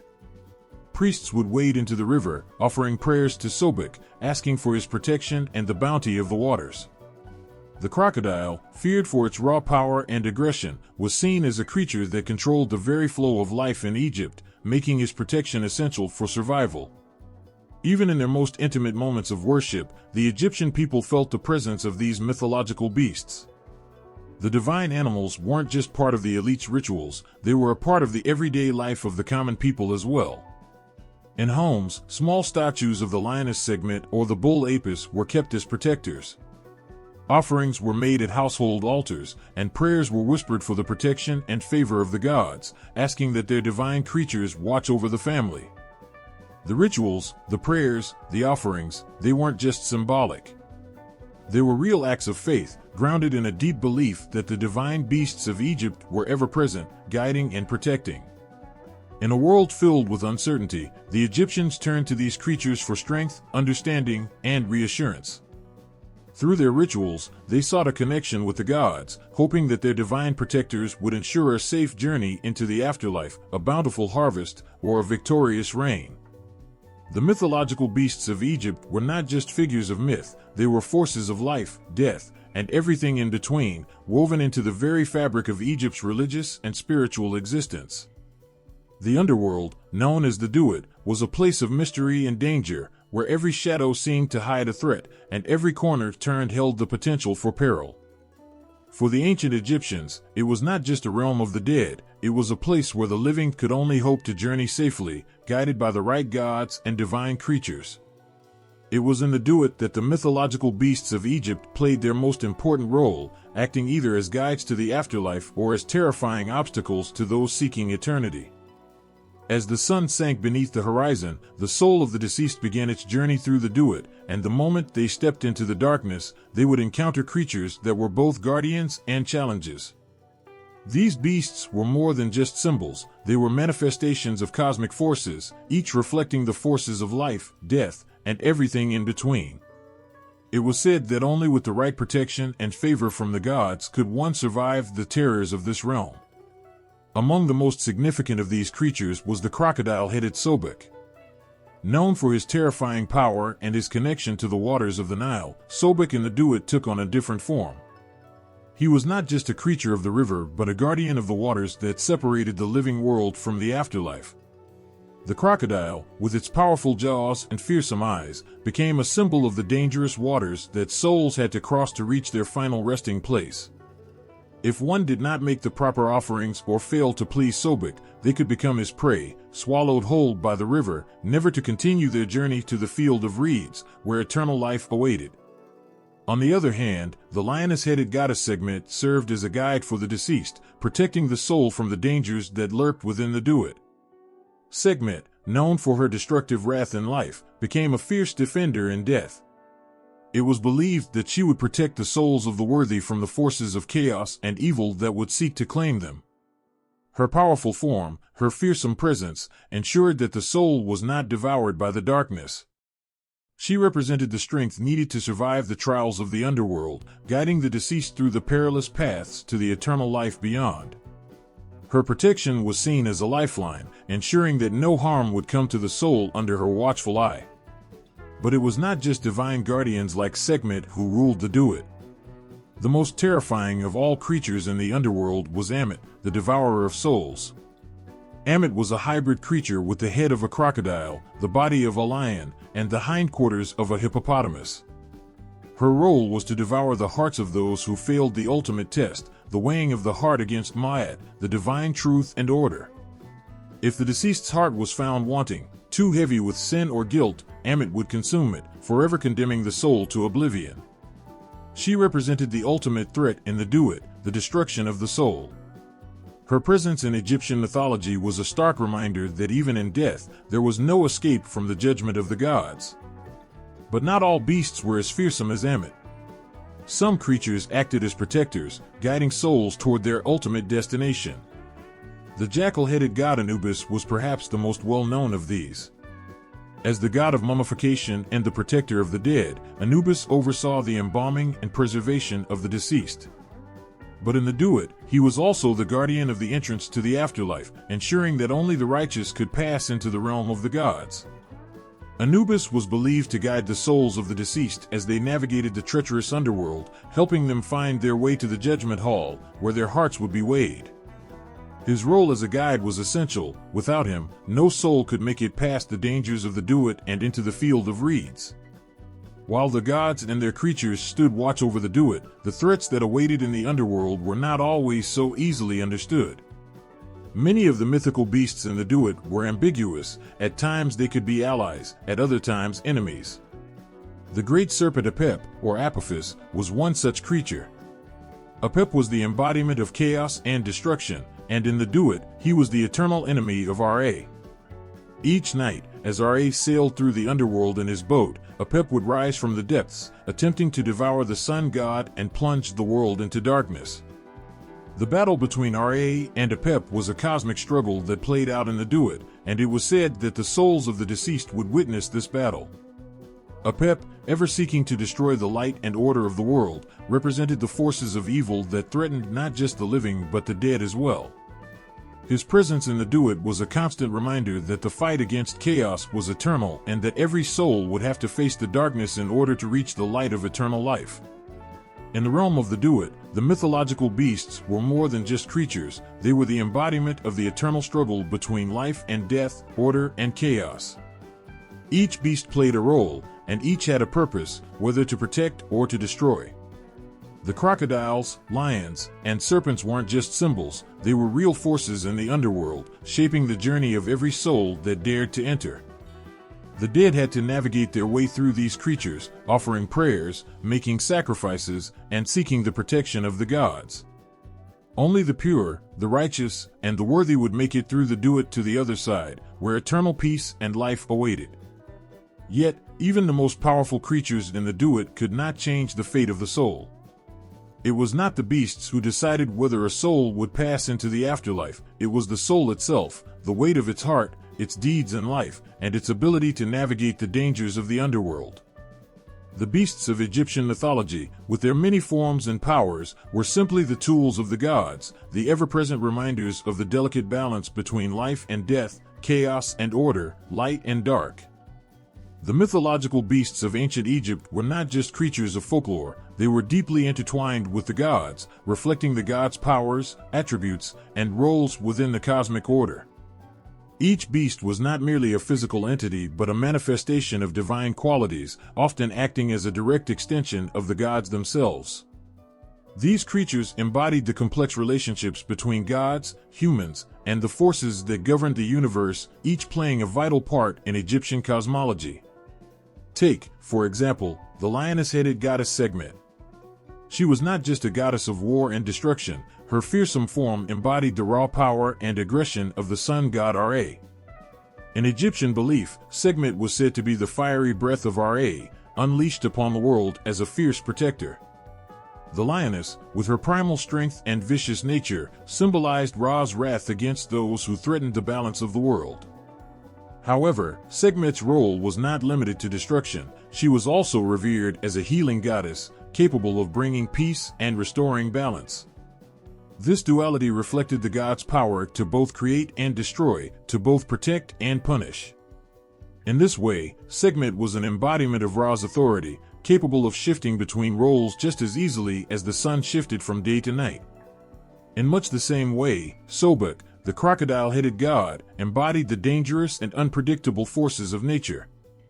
Sobek was the god of the Nile, the source of life for ancient Egypt, but also a force of chaos. The crocodile, with its powerful jaws and stealthy movements, symbolized the destructive potential of the Nile, but also its ability to nourish the land. Sobek's association with fertility and abundance made him a protector of the pharaoh, ensuring that the land remained fertile and the people safe. But just as the Nile could bring life through its floods, it could also bring death through its violent outbursts. In this way, Sobek's presence in Egyptian mythology mirrored the balance the gods sought to maintain between life and death, order and chaos. The connection between the gods and the mythological beasts extended beyond the physical world into the spiritual realm, particularly in the afterlife. A creature like Anubis, the jackal-headed god, played an integral role in the protection of the dead. As the god of mummification and the afterlife, Anubis was both a guide and a protector. The jackal, known for its scavenging habits, was an apt symbol of Anubis' role in guarding the body after death, ensuring that it was preserved for the soul's journey into the afterlife. Anubis also played a central role in the weighing of the heart, where the deeds of the deceased were measured against Ma'at, the divine truth and order. Anubis' connection to the dead was not just physical but spiritual, ensuring that each soul received the proper judgment and passage into the afterlife. Apep, or Apophis, the giant serpent, stood in direct opposition to the gods, particularly Apep represented chaos and destruction, and his role in Egyptian mythology was as the eternal enemy of order. Each night, as Ra journeyed through the Duat, Apep attempted to devour the sun god, threatening to plunge the world into eternal darkness.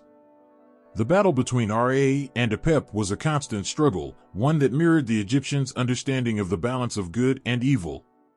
Apep was not just a physical beast, he was the embodiment of everything that sought to undo the work of the gods, the darkness that existed in opposition to Ra's light. The destruction Apep threatened was not just the loss of Ra's light, but the loss of the cosmic order itself. This battle was a reminder that, even in death, the gods were ever vigilant, always fighting to protect the balance of the universe. Then there was the goddess Hathor, who was often associated with the sacred cow. Hathor was the goddess of love, joy, and motherhood, and her connection with the cow symbolized both fertility and nourishment. The cow, as a nurturing and protective creature, represented Hathor's role as the giver of life. Her milk nourished the people of Egypt, just as her divine powers sustained the gods.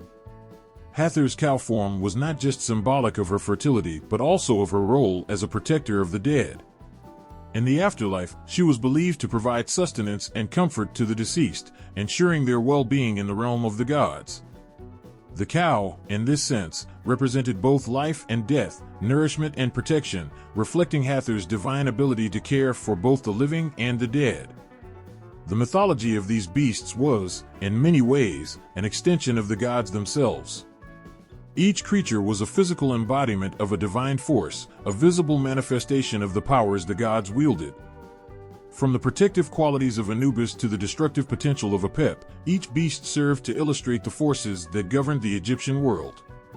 But the gods were not distant, detached figures. They were living, breathing presences in the world, felt in every storm, every flood, every sunrise.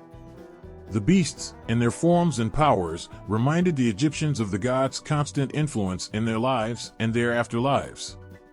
Through these creatures, the ancient Egyptians saw the gods not just as distant, abstract concepts, but as real, tangible forces that shaped their world, both seen and unseen. It was this interconnectedness that gave Egyptian mythology its strength. The gods and their beasts were not separate, they were part of a divine unity, working together to maintain the cosmic order. This connection was evident in the depictions of the gods alongside their animal counterparts in temples and tombs, showing how deeply these beasts were intertwined with the divine realm. The presence of the gods in these creatures, and the creatures in the gods, reflected the ancient Egyptians' understanding of the world as a place where everything, gods, humans, animals, and the natural world, was connected in an eternal cycle of life, death, and rebirth. The beasts were not just protectors or symbols of divine wrath, they were extensions of the gods themselves, bringing the divine into the very fabric of the physical world. And through their connection to the gods, these beasts carried the weight of the universe on their shoulders, embodying the cosmic struggle that would continue for eternity. In ancient Egypt, symbolism was not just an artistic device but a powerful language used to communicate divine truths, cosmic forces, and the eternal relationship between gods and humans. Every painting, carving, and statue held more than just decorative value. It was a tool to preserve and amplify the stories of gods, mythological creatures, and the pharaohs. In a world where the divine was woven into the fabric of daily life, the symbolism in Egyptian art conveyed the sacred order that governed both the seen and unseen worlds. Take, for example, the majestic statues of pharaohs that adorned temples and tombs.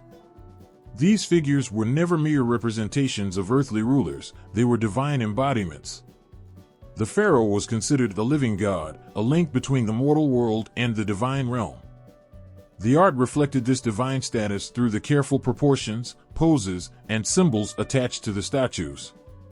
Often, the pharaohs were depicted with an idealized, youthful form, regardless of their actual age, symbolizing their eternal connection to the gods. The headdresses, such as the crown of Upper and Lower Egypt, served as symbols of unity and divine right to rule. The crook and flail in their hands were not just royal regalia but potent symbols of the pharaoh's role as the shepherd of his people, guiding them as the gods would guide the world. The colors used in Egyptian art were deeply symbolic as well. Gold, often associated with the gods, was used to represent divinity and eternal life. The flesh tones of the gods and the elite were often painted in shades of gold, symbolizing their divine essence and immortality. The dark color of the underworld, on the other hand, was represented in dark blues and blacks, often symbolizing death, the Nile, and the fertile land of Egypt. Bright blues and greens, reminiscent of the waters of the Nile and the fields it nourished, were used to convey vitality, life, and fertility. These colors did not merely serve an aesthetic purpose, they were integral to the message of the art. The use of color was carefully calibrated to reflect the spirit of the figure or scene being portrayed. Animal symbolism played a key role in Egyptian art, as animals were often seen as physical manifestations of divine forces. The lioness-headed Sekhmet, as an example, was not merely depicted as a powerful goddess. Her animal form conveyed her role as the protector of the pharaoh and the embodiment of the sun god Ra's destructive power. Artworks depicting Sekhmet in this form were often placed in places of great power, such as temples, where her fierce presence was intended to ward off evil and safeguard the ruler. The mighty lioness symbolized strength, courage, and the god's will, offering divine protection to those in need. Similarly, the eagle was another bird frequently seen in Egyptian art, often associated with Horus, the god of kingship and the sky. The powerful wings of the eagle symbolized divine authority, and the bird itself was a representation of the pharaoh's connection to the divine realm. The image of Horus in the form of a falcon, soaring high above, symbolized not only royal power but the unending vigilance of the gods. Such depictions were meant to inspire fear and respect, reminding the people of the powerful presence of the divine in their lives. The serpent also had great symbolic significance, and its depictions in Egyptian art conveyed both protection and danger. The uraeus, the stylized cobra worn by the pharaoh as a crown, symbolized the protective power of the goddess Wadjet. This serpent represented divine authority, and it was believed to protect the pharaoh from enemies. In contrast, the image of Apep, the great serpent of chaos, was used to evoke fear and the ever-present threat of disorder. Apep was often depicted as a huge serpent coiled in a menacing fashion, representing the constant battle between order and chaos. This serpent stood in opposition to the gods, particularly Ra, and was a reminder of the destructive forces that the gods fought to keep at bay. Many of the mythological beasts, like the griffin, the Sphinx, and the jackal-headed Anubis, were depicted with a blend of human and animal characteristics, further emphasizing their otherworldly, supernatural status. These hybrid forms were not just artistic choices, they carried deeper meanings. The griffin, with the body of a lion and the head of an eagle, was a symbol of divine power, combining the strength of the lion and the soaring vision of the eagle. It was often used to guard sacred places, such as tombs and temples, where its imposing form would serve as both a protector and a reminder of the god's dominion over life and death. The Sphinx, with the body of a lion and the head of a human, was another creature that represented the fusion of divine authority and earthly wisdom. The Sphinx's role in Egyptian art was to guard the temples and tombs, symbolizing the idea that only those worthy could pass. Its enigmatic expression and massive form conveyed both mystery and power. The Sphinx wasn't just a physical guardian, it was a metaphysical one, guarding the secrets of the gods and ensuring the sanctity of the divine space. Beyond the beasts, the gods themselves were often portrayed with distinct iconography, further embedding them within the fabric of Egyptian belief. For instance, Ra, the sun god, was often depicted with a solar disk above his head, surrounded by a cobra, signifying his power over life, death, and the very cycles of the sun. Osiris, the god of the afterlife, was typically shown with green skin, symbolizing rebirth and resurrection. His iconic crook and flail represented his rule over the dead and his protective role in the afterlife. The connection between gods and animals in Egyptian art was not merely an aesthetic choice, it was a deliberate and potent reflection of the divine forces that shaped the universe. The creatures in these works were not simply decorative, they were active participants in the story of the world, and their representations in art allowed the Egyptians to communicate the power, authority, and mystery of the gods. The symbolism embedded in Egyptian art, through its use of colors, forms, and creatures, was a testament to the ancient Egyptians' belief in the divine order that connected the heavens, the earth, and the afterlife. These artworks were windows into a sacred world, where the line between the physical and the divine was forever intertwined. In ancient Egypt, hieroglyphs were not just a written language, they were an integral part of how the Egyptians expressed their beliefs, their connection to the divine, and their understanding of the world. Hieroglyphs were often paired with intricate artwork, creating a profound system of communication where every symbol and image conveyed a deeper meaning. The beasts of Egyptian mythology were frequently depicted in both hieroglyphic texts and the accompanying artwork, serving as powerful symbols that bridged the gap between the human and the divine. The significance of these creatures can be seen in the way they were integrated into Egyptian texts. Hieroglyphs were not only meant to be read, but also to be understood at a symbolic level. Every symbol, whether it was a simple image of an animal or a more complex figure of a god or mythological beast, had layers of meaning. These creatures often represented the divine forces that governed the cosmos, the pharaoh's divine right to rule, or the balance between order and chaos. One of the most common animals featured in hieroglyphs is the lion. The lion, often associated with the sun god Ra and the goddess Sekhmet, appeared in hieroglyphic forms to symbolize power, protection, and aggression. The lion-headed Sekhmet, depicted in both texts and art, was the embodiment of the destructive power of the sun. In hieroglyphs, the lion was often used to convey ideas related to strength, leadership, and divine protection. In some texts, the lion symbol was used to indicate the powerful rule of the pharaoh or to emphasize the connection between the king and the fierce protective power of the gods. The uraeus, the cobra, was another prominent figure in Egyptian hieroglyphs. As a symbol of divine kingship and protection, the uraeus was commonly associated with the pharaoh's headdress. It was also a powerful symbol of the goddess Wadjet, the cobra goddess of Lower Egypt, who was believed to offer protection to the pharaoh and ensure the legitimacy of his rule. In hieroglyphs, the cobra would often be placed above the head of the pharaoh or gods, signifying their divine authority and protection. The serpent's symbolism extended beyond just kingship. It also represented the forces of chaos that had to be controlled.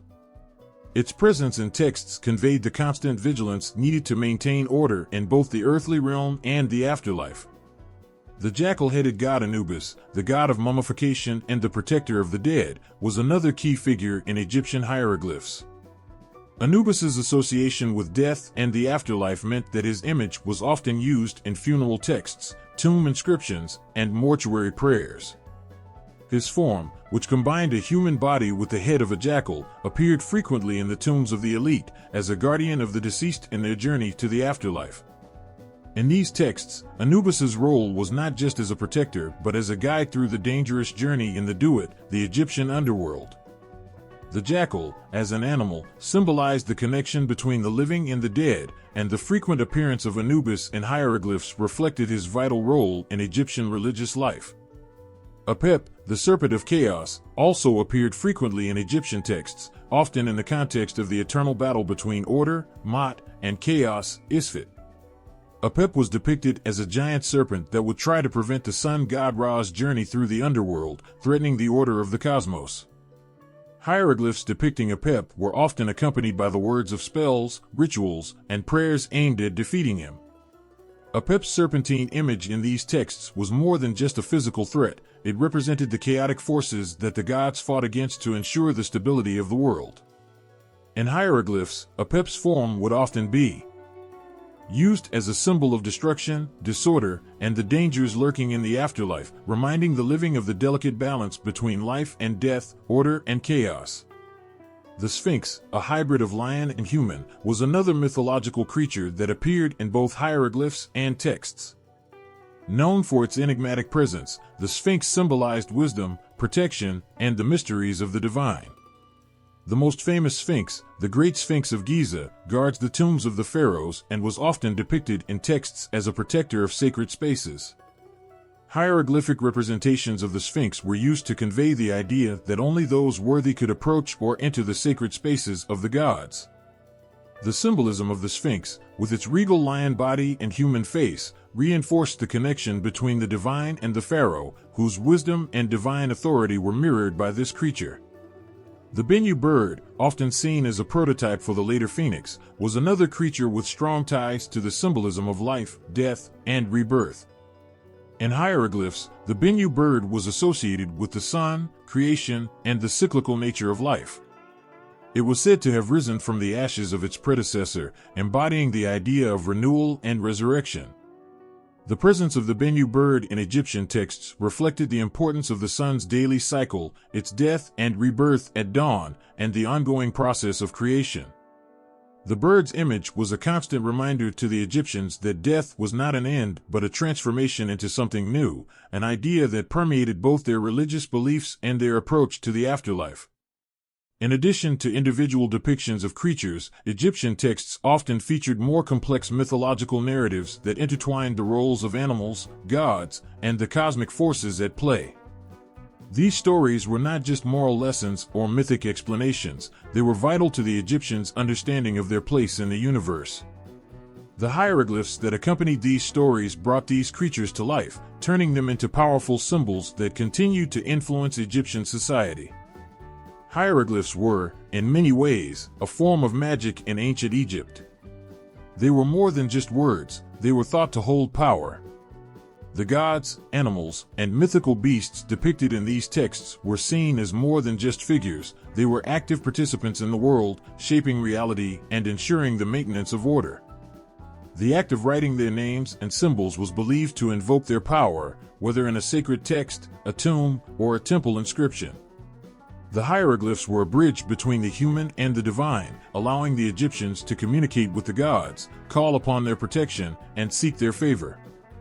Thus, the appearance of these mythological beasts in Egyptian hieroglyphs was not merely artistic, it was a sacred and powerful act.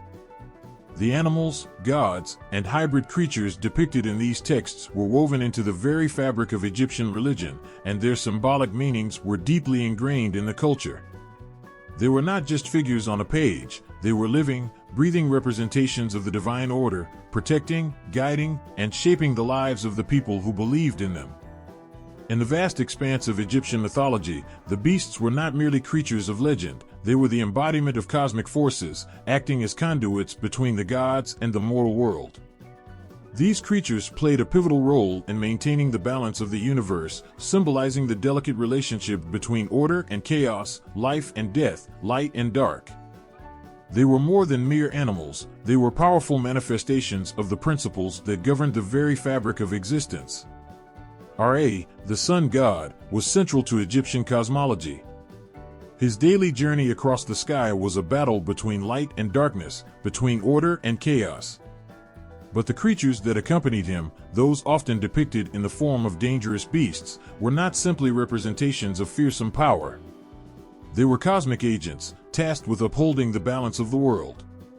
Apep, the serpent of chaos, was perhaps the most terrifying of these cosmic beasts.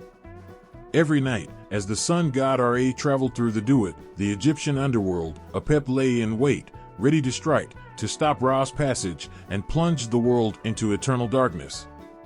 Apep's role was to embody the force of chaos, the destructive energy that threatened the cosmos. But Apep was not merely a threat. He was an essential part of the cosmic order.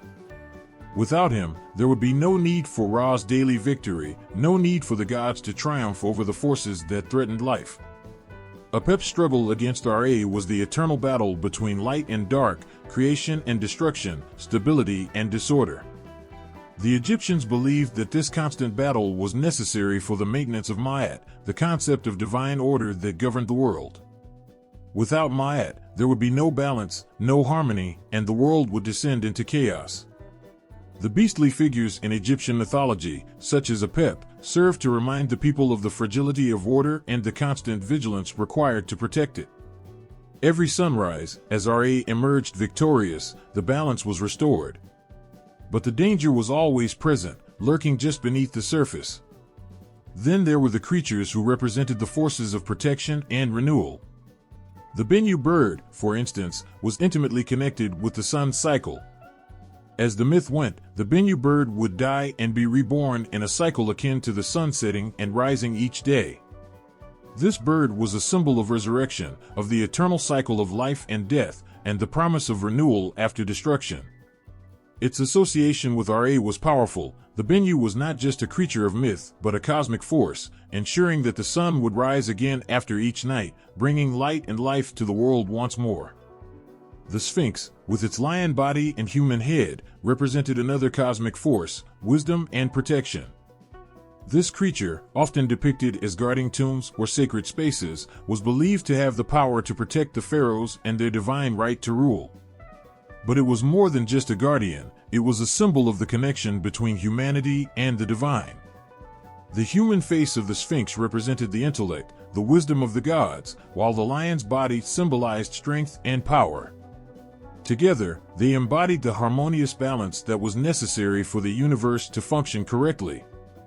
The Sphinx's role was cosmic in the sense that it upheld the divine law, ensuring that the forces of chaos would not overpower the forces of order. The lion-headed goddess Sekhmet was another beastly force tied to the cosmic balance. Known for her fierce protection of the pharaohs, she was both a destroyer and a healer. Sekhmet's rage was often unleashed upon Egypt's enemies, but she also had the power to bring healing and restoration.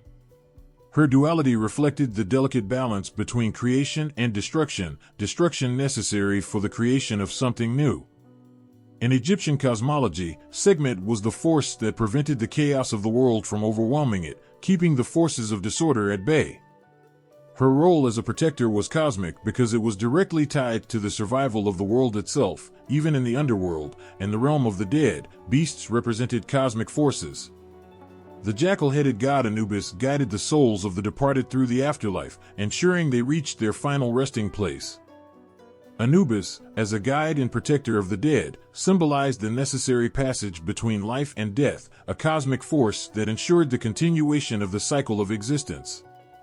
He was both a guardian and a judge, protecting the deceased while also overseeing their judgment, determining if their hearts were light enough to pass into the afterlife or if they would face the consequences of their deeds. His role in the afterlife was essential for maintaining the cosmic order beyond death. Even the creatures that served as threats in the afterlife, such as Ammit, the devourer of souls, were part of this cosmic cycle. While Ammit was feared for her role in consuming the souls of those deemed unworthy, her existence was necessary for the maintenance of cosmic justice. The Egyptian gods, through their roles in the afterlife, kept the balance of the universe intact. Ammit's role, though terrifying, was a reminder that the divine order demanded that only those who lived justly would pass into eternity. The creatures of Egyptian mythology were also connected to the greater forces of creation and destruction. The serpopard, a hybrid of serpent and leopard, was an emblem of divine power, its form symbolizing the blending of different forces.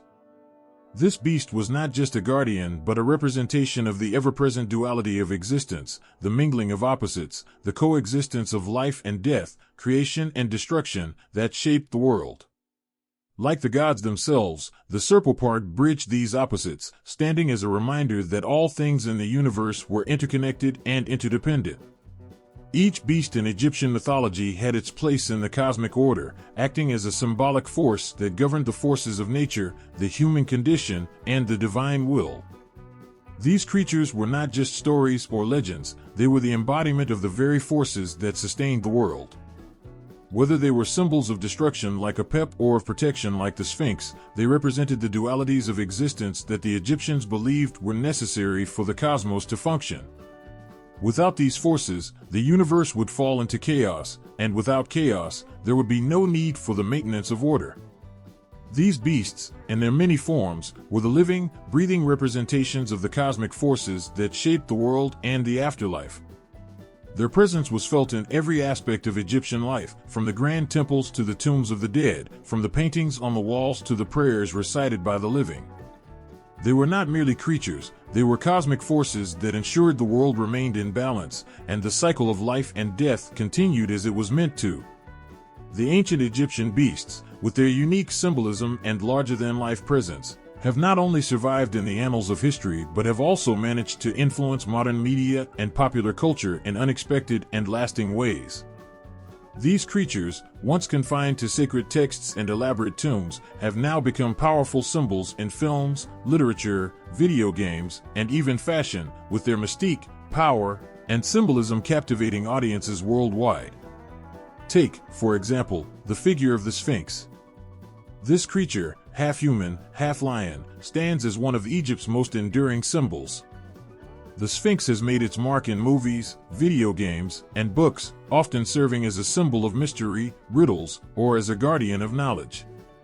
It's impossible not to think of ancient Egypt when the Sphinx is mentioned, but its portrayal in movies like The Mummy or Indiana Jones, where it's often a symbol of ancient, hidden knowledge, brings it into the realm of adventure and suspense. The Sphinx's riddle, its enigmatic stare, and its terrifying yet captivating presence continue to inspire tales of treasure hunts, curses, and mystical challenges. In these stories, the Sphinx is a gatekeeper, both a protector and a challenge, a connection between the world of the living and the unknown. Apep, the great serpent of chaos, has similarly echoed through the halls of modern media, becoming synonymous with evil or destructive forces in many forms of entertainment. In the Stargate television series, for example, Apep is the inspiration for the terrifying villain, a parasitic, world-dominating force.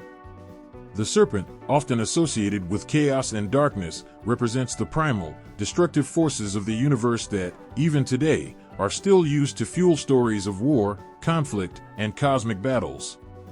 This ancient figure, who sought to bring darkness to Ra's journey across the sky, has been reborn as a symbol of terror in many modern fantasy worlds. The Bennu bird, too, has been reinterpreted in modern storytelling, often taking the role of a phoenix-like creature. In fantasy fiction, video games, and even comic books, the Bennu bird is often depicted as a symbol of resurrection, rebirth, and hope. One of the most notable modern reinventions of the Bennu is in the Harry Potter series, where Fawkes, Dumbledore's pet phoenix, shares several attributes with the Bennu: its ability to regenerate, the healing power of its tears, and its connection to the sun. The Bennu bird's image, soaring high, reborn from the ashes, is a timeless representation of renewal, a theme that echoes through many tales in contemporary literature and media. Set, the god of chaos, has had a similarly lasting influence, particularly in the realm of villainous characters. In many modern fantasy franchises, the chaotic god is a frequent archetype. Think of characters like Loki from Marvel's Thor series or Voldemort from Harry Potter, who embody the qualities of trickery, disruption, and destructive power associated with Set. The idea of a trickster god or villain who thrives in chaos is central to many stories today, and Set, with his mysterious and dangerous nature, continues to inspire such figures in modern culture. The Wadjet cobra, too, has woven its way into modern symbolism. The cobra has long been seen as a symbol of protection, a fierce and deadly creature that represents both danger and guardianship. In movies, particularly those exploring ancient civilizations or mythological themes, the cobra often appears as a protective or spiritual symbol, such as in the Mummy films or in various video games where it serves as an emblem of royal power or divine right. It continues to be a potent symbol of strength, divinity, and fear, much as it was in ancient Egypt. The influence of these mythological beasts even extends into the visual arts. Fashion designers often draw from the bold and striking imagery of Egyptian deities and creatures, incorporating the colors and forms of serpents, lions, and birds of prey into their collections. Jewelry inspired by the ancient Egyptian style often features these creatures, emphasizing their connection to power, mysticism, and the divine. Even in architecture, the influence of these beasts can be seen in the use of Sphinx-like statues and serpentine motifs in various urban designs. In the realm of video games, Egyptian mythology is a treasure trove for creators, with its wealth of symbolic creatures and divine figures. Games like Assassin's Creed Origins are prime examples of how Egyptian mythology has been integrated into the modern world. The world of Assassin's Creed is filled with references to the gods, their beasts, and their complex relationships. Players engage with depictions of these ancient animals, facing off against creatures like lions, serpents, and other mythological beings that embody the power, mystery, and spiritual essence of ancient Egypt.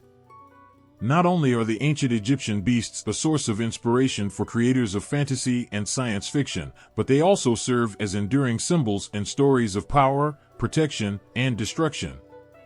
They represent a fundamental connection to a past that still influences how we view the natural world, the divine, and our own place in the universe. These beasts continue to evolve, their symbolism taking on new meanings as they appear in new contexts, but their core message remains the same: they are forces beyond human understanding, cosmic entities whose very existence challenges and inspires us to look deeper into the mysteries of life, death, and the power that shapes our world. The Sphinx, Apep, Bennu, Set, and the other creatures from ancient Egyptian mythology have not only stood the test of time, they have transcended the boundaries of their original culture, becoming universal symbols that are continually reinvented and reinterpreted. From epic movies to video games to fashion runways, the ancient beasts of Egypt continue to thrive, making their mark on modern culture and ensuring that their legacy will never fade away. The mythological beasts of ancient Egypt are not only distinct in their own right, but also share intriguing similarities with creatures found in the mythologies of other ancient cultures. These comparisons reveal that while different civilizations each developed their own stories, symbols, and mythological beings, there are universal themes that transcend time and geography. The parallels between Egyptian beasts and those from Greek, Mesopotamian, and other mythologies offer insight into shared human fears, desires, and spiritual concepts. One of the most striking parallels can be seen between the Egyptian Sphinx and the Greek Sphinx. Both share the same iconic form, half lion, half human, but their roles and symbolism differ. In Egyptian mythology, the Sphinx is often a benevolent guardian, embodying the power of the pharaoh and offering protection. It was seen as a divine entity that protected temples and sacred spaces. Meanwhile, in Greek mythology, the Sphinx takes on a much more sinister role, posing riddles to travelers and devouring those who fail to answer correctly. The Greek Sphinx is often associated with chaos and danger, whereas the Egyptian Sphinx is a symbol of divine order and protection. This contrast highlights how the same basic creature can take on different meanings in different cultural contexts, depending on the values and fears of the societies that worship them. Similarly, the Egyptian serpent, particularly the destructive chaos serpent Apep, has strong parallels with serpentine creatures in other mythologies. Apep was the eternal enemy of the sun god Ra, representing darkness, chaos, and destruction. His role was to thwart Ra's journey through the underworld every night, aiming to stop the sun from rising. This image of the serpent as an agent of chaos is mirrored in Greek mythology, where the monster Typhon, often depicted with serpentine features, embodies the destructive forces of nature and chaos. Typhon, like Apep, challenges the gods, in this case, Zeus, in a bid to overthrow the order of the universe. In Mesopotamian mythology, we see similar themes in creatures like the monstrous serpent, associated with Tiamat, the primordial goddess of chaos. These serpents in various mythologies share the role of embodying primordial chaos, representing the forces that threaten cosmic order and balance. Another striking comparison can be made between the Egyptian Bennu bird and the Greek phoenix. Both of these mythical creatures symbolize rebirth, renewal, and immortality. The Bennu bird, often associated with the sun god Ra, was believed to be a divine harbinger of creation, death, and resurrection. Its mythology closely resembles that of the phoenix, which is reborn from its own ashes in Greek tradition, representing the cyclical nature of life, death, and rebirth. Both creatures' symbolism revolves around the idea of eternal renewal and the triumph of life over death. The visual imagery of a bird rising from the flames or regenerating is deeply ingrained in both cultures, emphasizing the shared understanding of life's cyclical nature. In Mesopotamian cultures, particularly in Sumerian mythology, we encounter similar divine beings that embody cosmic forces, much like the Egyptian Wadjet cobra. In Mesopotamian art and mythology, serpents often represent divine protection and power. The most notable example is the god Ninjishzida, who is frequently depicted with serpents coiled around his body. Similar to how the Wadjet cobra was seen as a protector of royalty and the embodiment of divine legitimacy in Egypt, Ninjishzida, associated with healing in the underworld, embodies the same themes of spiritual authority and protection. Both creatures carry the symbolism of guarding sacred space and serving as mediators between the divine and human worlds. Set, the Egyptian god of chaos, also finds echoes in the mythologies of other ancient cultures. In Greek mythology, the trickster god Hermes, while not entirely embodying chaos in the same destructive way as Set, plays a similarly dual role of both mischief and protection. Set is known for his unpredictability, his opposition to order, and his eventual role in the battle for cosmic stability, paralleling figures like the Greek god Prometheus, who defies the gods for a higher cause, often causing disruption. In Mesopotamian lore, the figure of Ea, or Enki, could be seen as a contrasting counterpart to Set. While Set represents chaos and disorder, Ea often embodies wisdom and order, yet he, too, sometimes uses trickery to achieve his goals, blurring the lines between order and chaos. The Egyptian god Hathor, often depicted as a cow or cow-headed woman, has counterparts in other mythologies, though not always in such a direct form. Hathor was the goddess of love, motherhood, and joy, and her association with the cow emphasizes fertility and abundance. In Greek mythology, similar nurturing qualities can be found in goddesses like Demeter, the goddess of agriculture and fertility, who, like Hathor, oversees life cycles and the protection of human communities. While Hathor's representation as a cow ties directly to Egyptian religious practices, the concept of a nurturing, life-giving goddess appears in many other mythologies, often taking the form of a maternal figure associated with animals or natural fertility. The hybrid creatures of Egyptian mythology, such as the serpopard, a combination of serpent and leopard, also find echoes in other cultures' hybrid beings. In Mesopotamian mythology, figures like the Lamassu, winged bulls with human faces, serve as guardians of cities and temples, much like how the serpopard was likely a guardian creature in Egyptian iconography. These hybrid animals, combining multiple forces of nature into one being, serve to represent the unification of different aspects of life, from strength to wisdom, and often play a protective role in their respective mythologies. While the ancient Egyptians had a rich and complex pantheon of beasts and divine creatures, it's clear that many of these beings were not born in isolation. The parallel symbols of power, chaos, protection, and rebirth that run through Egyptian, Greek, and Mesopotamian mythologies reveal a shared cultural need to understand the cosmos and the forces that govern it. The beasts of one culture often appear in another, though sometimes with different interpretations or symbolic meanings. These cross-cultural connections emphasize the universality of certain human concerns, life, death, and the search for balance in a chaotic world, that have been expressed through mythological creatures across the ages. In ancient Egypt, beasts were not only integral to mythology and religion, but also had a significant presence in daily life. From the sacred to the practical, these creatures appeared in various forms, influencing the Egyptians' worldview and their daily rituals, crafts, and societal structures. The creatures that roamed the land, or those revered in mythology, left an indelible mark on how Egyptians interacted with their world, both real and imagined. The interaction between the people of Egypt and these beasts went far beyond stories told in temples. It was reflected in the tangible, everyday lives of individuals and families. Many of the mythological creatures were symbolic and found their way into the daily life of Egyptians through art, amulets, and household items. The image of the lioness, for instance, held immense power in both the physical world and the spiritual. Known for its strength and fierce hunting prowess, the lion was closely associated with the sun god Ra and his journey through the underworld. The lioness represented the protective and destructive qualities of the goddess Sekhmet, who was depicted as a woman with a lioness head. In daily life, Egyptians wore amulets shaped like lions or Sekhmet to protect themselves from harm, diseases, or evil spirits. The idea was that by carrying these symbolic beasts with them, they could tap into their protective power. These amulets were common in households, worn by children and adults alike, especially warriors who needed the courage and power of the lioness.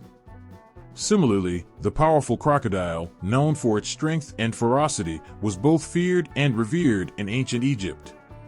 Crocodiles inhabited the Nile, and their presence in everyday life was unavoidable.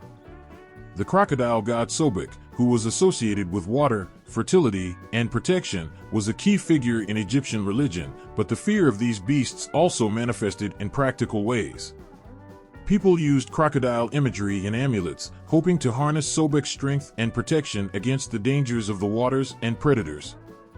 Crocodile-shaped jewelry and household items, such as vessels and knives, were common. In the southern regions, where crocodiles were more prominent in the Nile, people revered Sobek as a patron god, often performing rituals and offerings in temples dedicated to him, seeking protection and blessings for their lives. The scarab beetle, a smaller creature, also made its way into the daily routines of ancient Egyptians.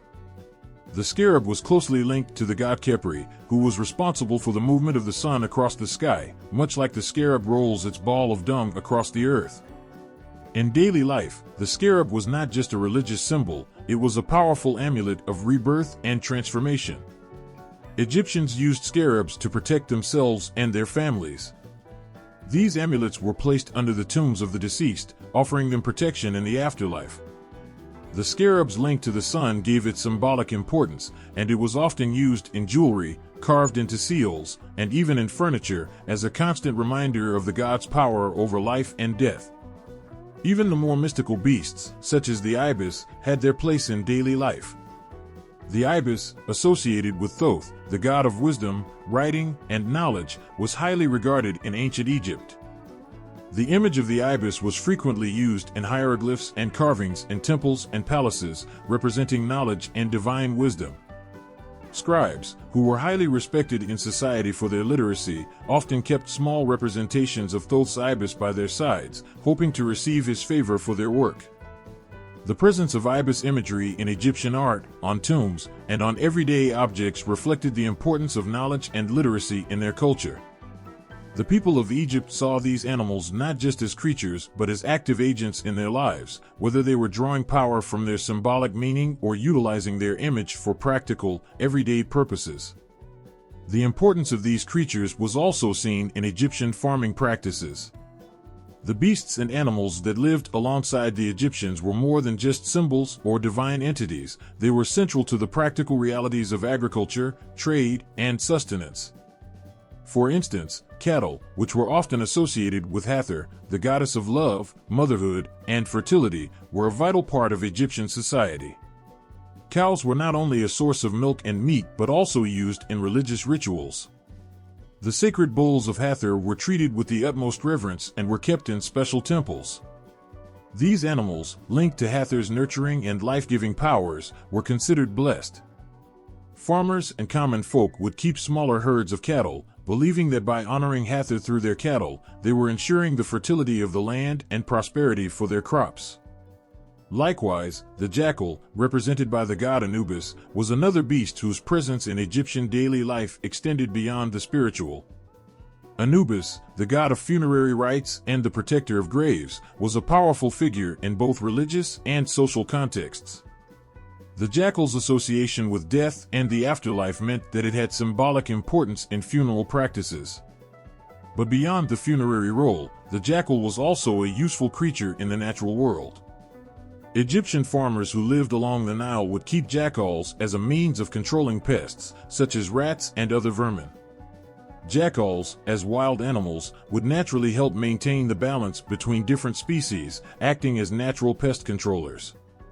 Their relationship with humans was thus a practical one, as they contributed to a healthy and balanced ecosystem. The mythology of beasts, however, also deeply influenced Egyptian daily life through festivals, rituals, and even entertainment. The annual festivals held in honor of gods like Hathor, Sekhmet, and Sobek often involved the portrayal of these divine beasts in elaborate rituals and performances. People would dress up as these animals or in their likenesses, acting out stories of divine power and protection. During festivals, the presence of sacred animals was meant to bless the community, ensuring prosperity and protection. These rituals were more than just religious exercises, they were social events that brought communities together, strengthening their connection to the divine beasts they revered. As seen through daily life, Egyptian society didn't just keep these beasts in the realm of myth, they were incorporated into practical, everyday activities, creating a profound and intimate connection between the people and the creatures of their world. The mythological beasts were a bridge between the mortal and the divine, reminding Egyptians that the creatures of the earth, whether real or imagined, held the power to influence both their daily lives and their spiritual fates. The importance of these creatures was never confined to the sacred spaces of temples and tombs, but was woven into the fabric of Egyptian society itself. In ancient Egypt, festivals were more than just celebrations, they were vital expressions of the connection between the divine and the earthly realm. These festivals, often grand and elaborate, involved the participation of mythical beasts, which were not only central to the rituals but were also reenacted in divine myths that had been passed down through generations. The role of these beasts was to bring the stories to life, with people embodying the animals or invoking their divine qualities in a tangible way. Through these celebrations, the Egyptians believed they could invoke the protection, power, and blessings of the gods that the mythical beasts represented. The festival of Apep, one of the most significant and widely celebrated festivals, was dedicated to the goddess Ammit, along with his consort Mut and their son Khonsu. During this time, a procession was held that involved the statues of the gods being carried from the Karnak temple to Luxor temple. But beyond the processional offerings and prayers, the festival also included the participation of sacred animals, representatives of the gods in animal form. The bull, associated with the god Ammonius, played a prominent role during this festival. Bulls were treated with the utmost reverence, regarded as embodiments of the god's strength and vitality. At the heart of this festival was the reenactment of the god's divine journey, bringing to life Ammonius' power as he crossed the land of the living and the dead. The bull symbolized the god's generative power, and its presence in the festival was thought to bless the land, ensuring the fertility of crops and the prosperity of the people. Similarly, the celebration of Hathor, goddess of love, beauty, and motherhood, often involved the presence of the sacred cow, an animal associated with her nurturing qualities. The most significant of these celebrations occurred during the Feast of the Drunkenness of Hathor, a festival in which the people honored the goddess by recreating her descent from the heavens. According to myth, Hathor had once withdrawn to the mountains in a fit of rage, and the gods sent messengers to bring her back to Egypt. The reenactment of this event included the ceremonial offering of wine and music, as well as the depiction of Hathor as a cow, often represented in the form of a large golden statue. Worshippers would offer their prayers to the cow-headed goddess, seeking her blessings for fertility and protection. The cow's presence during this celebration symbolized the cyclical nature of life, birth, growth, death, and rebirth, and reinforced the divine connection between the gods and the earthly realm. Another festival, the Feast of the Opening of the Year, was dedicated to the god Osiris, the god of the afterlife, and often involved the participation of animals that had been linked to his mythology. The symbolic nature of the beasts took on different forms during this festival, but the most prominent figure was the ram, which was associated with Osiris' rebirth.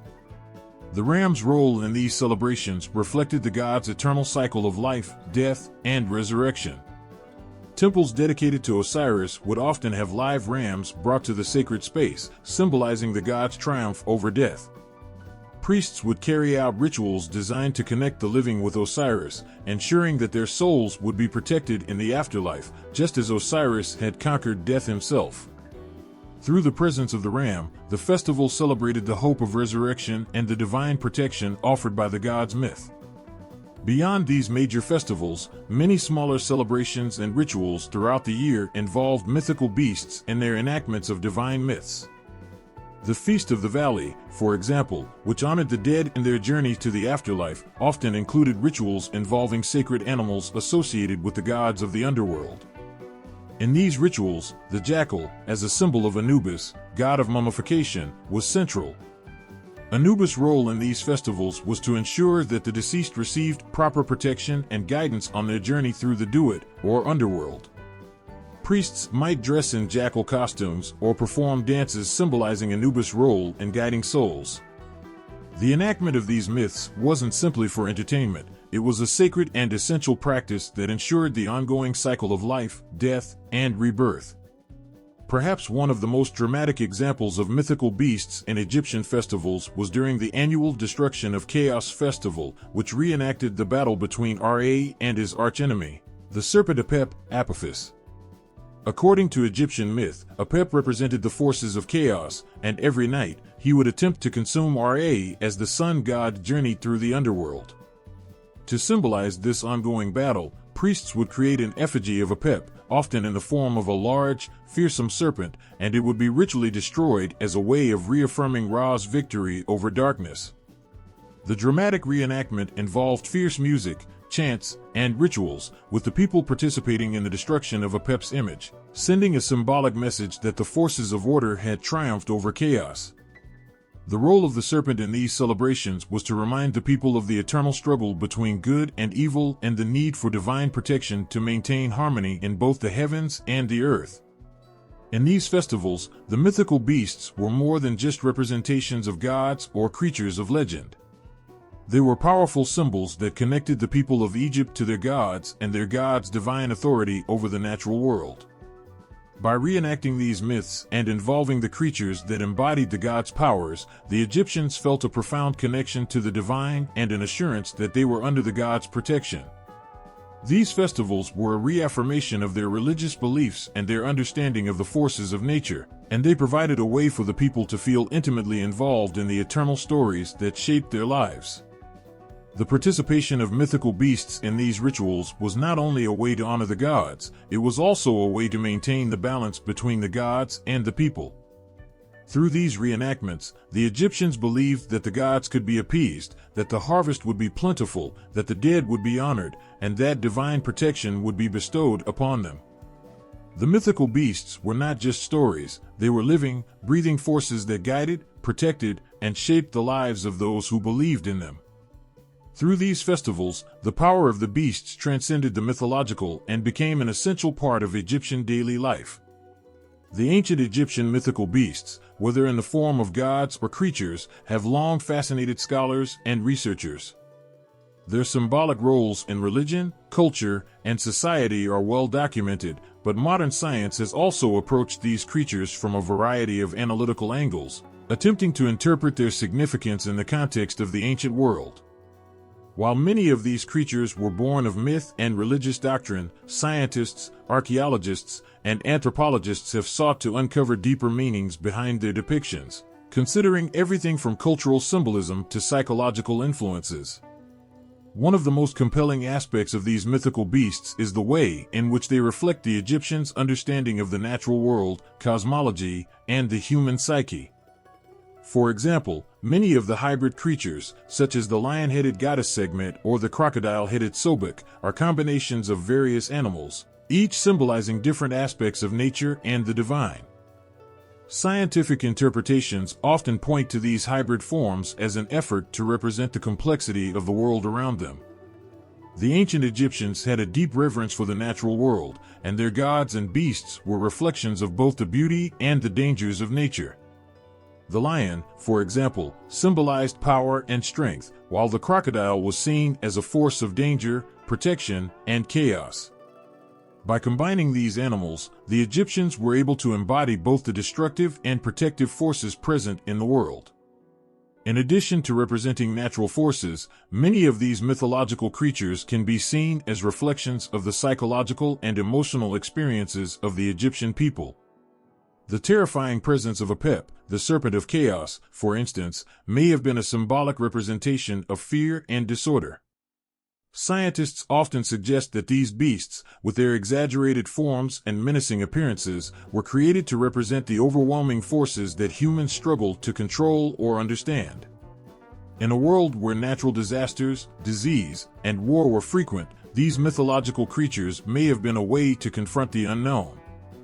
The battle between Ra and Apep, for example, might symbolize the constant struggle for order and stability against the unpredictable forces of chaos. Archaeological discoveries, including temple inscriptions and tomb paintings, have provided important clues to the ways in which these creatures were perceived and understood. From a scientific perspective, these depictions often reflect the Egyptians' advanced understanding of their environment. The presence of the crocodile-headed Sobek, associated with the Nile and the fertility of the land, may have had a dual purpose: on one hand, to honor the river's life-giving qualities, and on the other, to acknowledge the dangers of the very creature that lived in its waters. Sobek's role in Egyptian religion underscores the Egyptians' nuanced understanding of nature, both a provider and a force to be feared. These creatures, with their symbolic dualities, reveal a complex worldview that sought to balance respect for both the nurturing and destructive forces of the world. In some cases, the appearance of certain beasts in Egyptian mythology might also be linked to real-world observations. The depiction of the lion-headed goddess Sekhmet, for example, could be tied to the Egyptians' awareness of the power and majesty of lions, which were once native to Egypt. Scientific interpretations suggest that the lion was not only seen as the king of the jungle, but as a symbol of divine power, capable of both creation and destruction. The representation of Sekhmet as a lioness could therefore be understood as an acknowledgement of the awe-inspiring and unpredictable nature of lions, which in Egyptian culture were revered as fierce protectors of the pharaoh and warriors.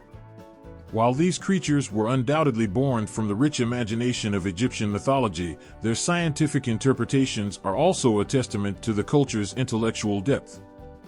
The ancient Egyptians were not only concerned with the spiritual and mythical aspects of these creatures, they also considered their physical and symbolic presence in the material world.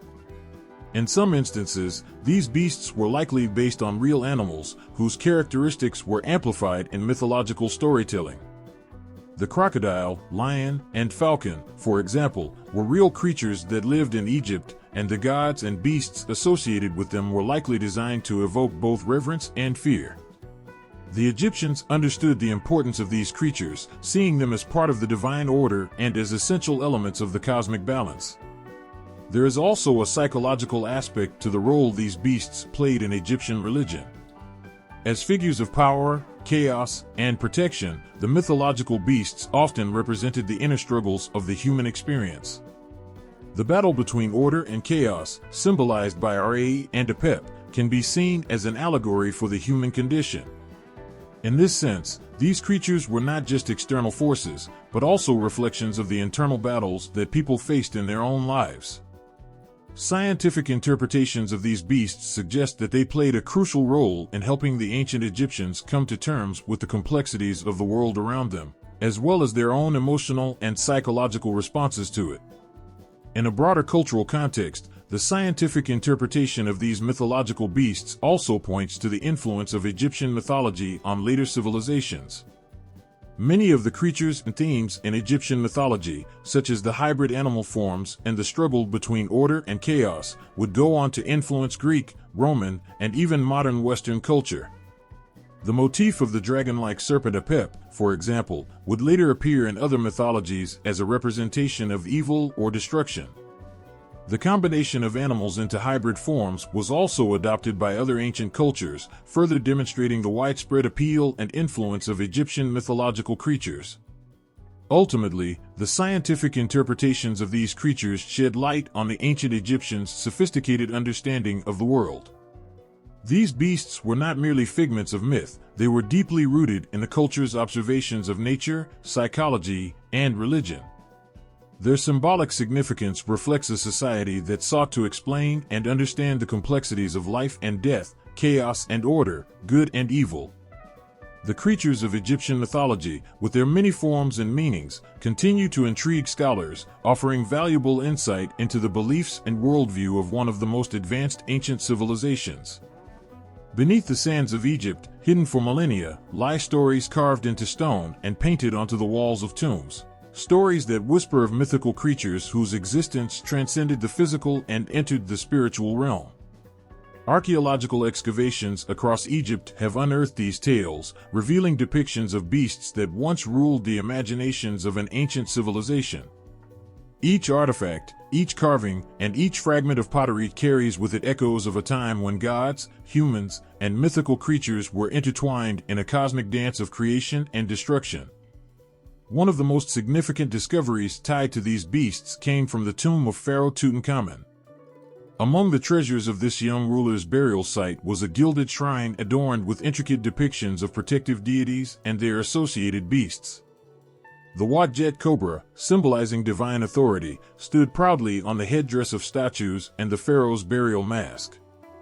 This cobra, poised to strike, was more than mere decoration. It was believed to protect the king from malevolent forces in the afterlife. Archaeologists marveled at the craftsmanship, but beyond the beauty of the artifact lay a deeper understanding of the mythical and religious significance imbued in these depictions. In the vast temple complex of Karnak, another remarkable discovery brought the mythical beasts of Egyptian mythology to life. Among the ruins, archaeologists uncovered a series of reliefs showing the battle between Ra and Apep, the serpent of chaos. These carvings, etched with precision and filled with dramatic intensity, depicted the nightly struggle between order and disorder. The serpent, writhing and monstrous, was shown as a cosmic force intent on devouring the sun, while Ra, in his solar bark, fought valiantly to ensure the continuation of the world. These depictions were more than art. They were visual narratives that reinforced the beliefs of an entire civilization. The stories carved into the walls were prayers as much as they were warnings, serving to remind the people of the eternal struggle that sustained the universe. Further south, in the Temple of Kam-Ambo, archaeologists uncovered representations of Sobek, the crocodile-headed god. This dual temple, dedicated to Sobek and Horus, revealed carvings and statues of crocodiles in positions of reverence. Nearby, in the sands surrounding the temple, mummified crocodiles were unearthed, wrapped carefully in linen and interred with offerings. These findings painted a vivid picture of how Sobek's association with the Nile and its life-giving waters was celebrated. The crocodile, both revered and feared, became a physical and spiritual guardian, connecting the people to the river that sustained their lives. The presence of these mummies indicated not just a symbolic connection but a literal one, as the creatures were honored in death as manifestations of Sobek himself. In the desert west of Luxor, the Valley of the Kings offered another glimpse into the ancient Egyptians' relationship with their mythical beasts. Tombs in this necropolis were adorned with scenes from the Book of the Dead, a guide to navigating the treacherous journey through the Duat, or underworld.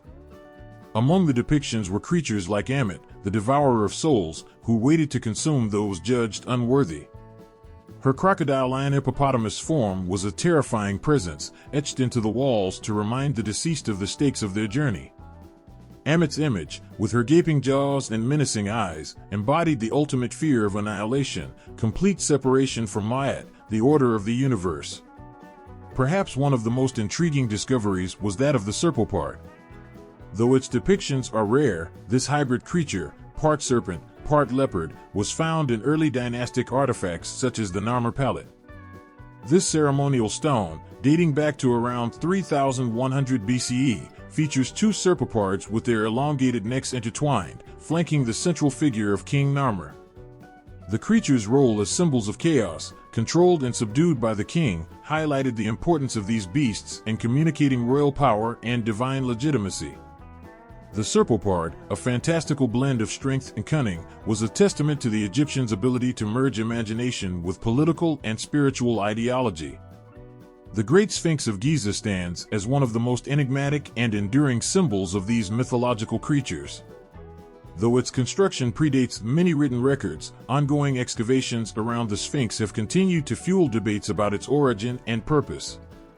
Archaeological studies suggest that it may have been associated with the sun god Ra, serving as a guardian of the necropolis. Its lion body and human head symbolize both strength and intellect, attributes deemed necessary to protect the sacred spaces of the dead. The erosion patterns on the Sphinx's body and surrounding structures hint at a history far older than once believed, further deepening the mystery of this colossal beast's role in Egyptian culture. Not all discoveries were monumental in size. Smaller artifacts, such as amulets and figurines, also shed light on the importance of these mythical beasts.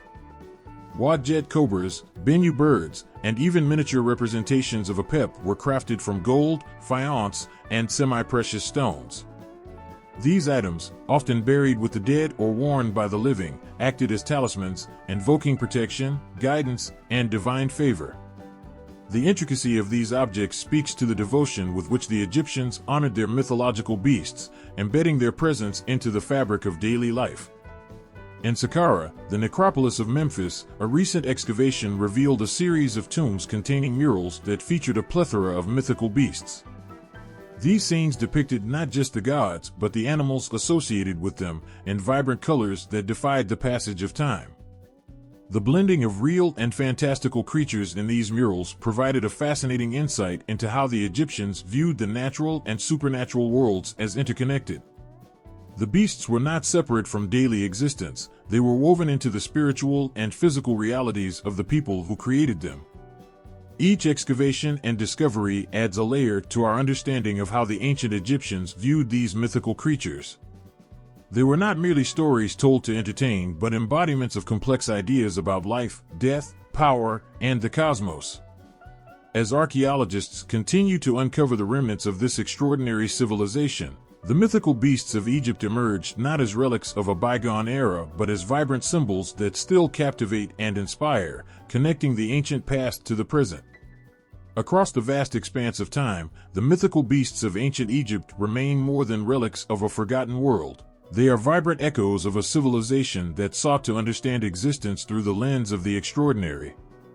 These creatures, born of human imagination yet grounded in spiritual beliefs, continue to captivate hearts and minds with their enduring presence in art, literature, and symbolism.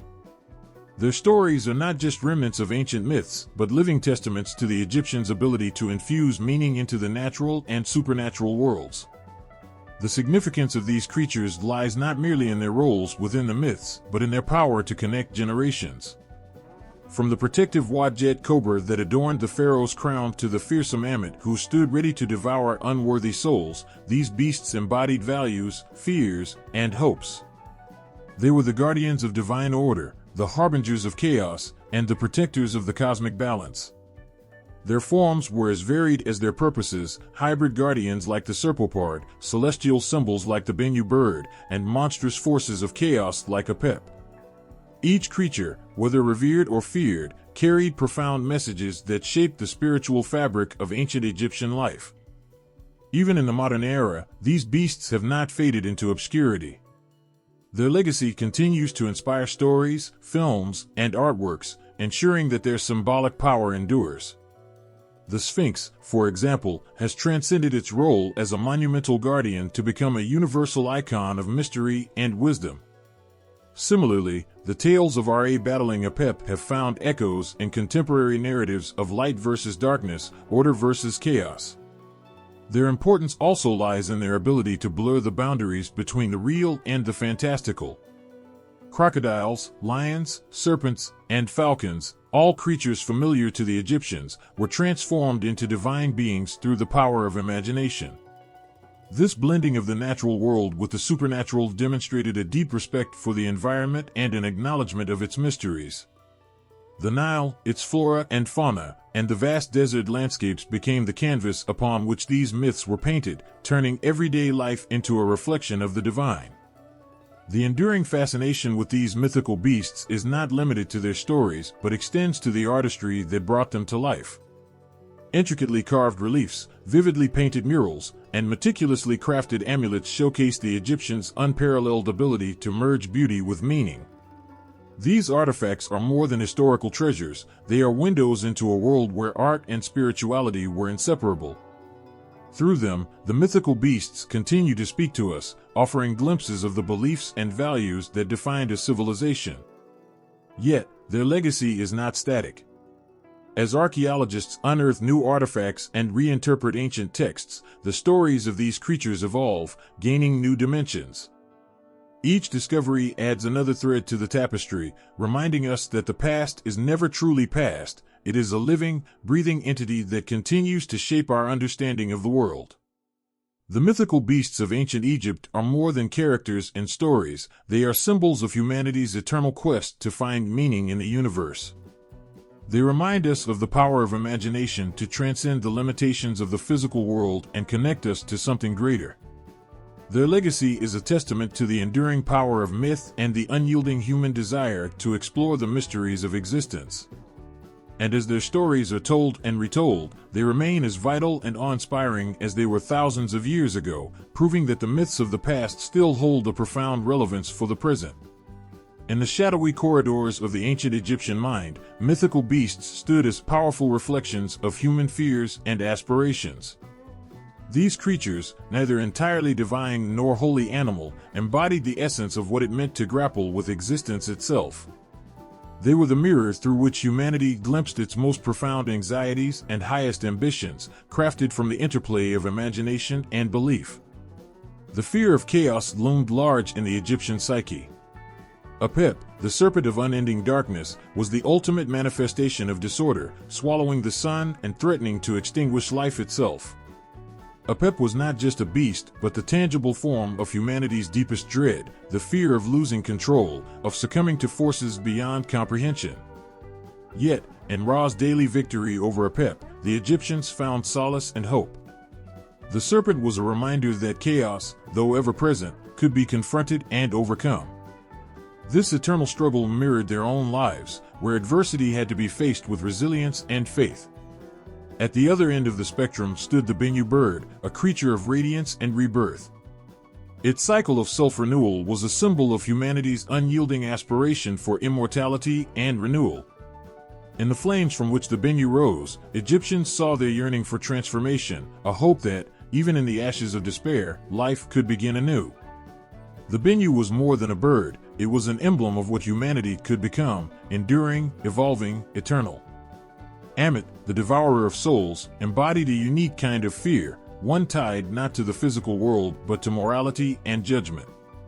To stand before her was to face the weight of one's deeds, with the prospect of obliteration for those deemed unworthy. Ammit's terrifying presence was a reflection of the Egyptians' deep concern with ethical living and the consequences of straying from Ma'at, the divine order. She was a cautionary figure, a reminder of the accountability every individual bore in life and beyond. Even the hybrid creatures like the serpopard held meaning far beyond their ferocious forms. As a blend of opposites, serpent and leopard, they represented the merging of qualities both feared and admired. The serpopard's wild, untamed nature spoke to the tension between civilization and the primal instincts lurking within. It was a beast of duality, showing the Egyptians their own struggle to balance chaos and control, instinct and intellect. For the Egyptians, mythical beasts also projected their aspirations for protection, strength, and divine favor. The Wadjet cobra, coiled protectively on the pharaoh's brow, symbolized unassailable power. It was a guardian and an enforcer, warding off threats both seen and unseen. To bear its symbol was to embody divine legitimacy and authority. The Wadjet was a reminder of humanity's aspiration to rise above fear and establish security, even in the face of uncertainty. The Sphinx, enigmatic and unyielding, reflected humanity's quest for wisdom and understanding. Its inscrutable gaze and monumental presence spoke to the desire to transcend mortal limitations and grasp the mysteries of existence. In its union of human and lion, the Sphinx symbolized the potential for greatness when intellect and strength were combined. It was both a challenge and an aspiration, a call to seek answers while standing firm in the face of the unknown. These mythical beasts were not just stories, they were psychological maps, charting the depths of human emotion and ambition. They served as tools for self-reflection, allowing the Egyptians to confront their innermost fears and celebrate their highest ideals. By engaging with these creatures, they found ways to navigate a world filled with uncertainty and opportunity, chaos and order. What makes these beasts so compelling, even today, is their universality. While their forms were distinctly Egyptian, their meanings resonate across cultures and eras. They remind us that fear and hope are not confined to one time or place, but are intrinsic to the human experience. Whether facing the abyss of chaos, aspiring to renewal, or striving for protection and wisdom, the mythical beasts of Egypt continue to hold up a mirror to our own hearts, revealing what it means to be human.